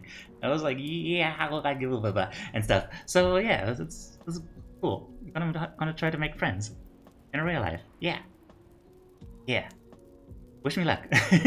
Right. Remember that you're loved, and take care. Bye bye.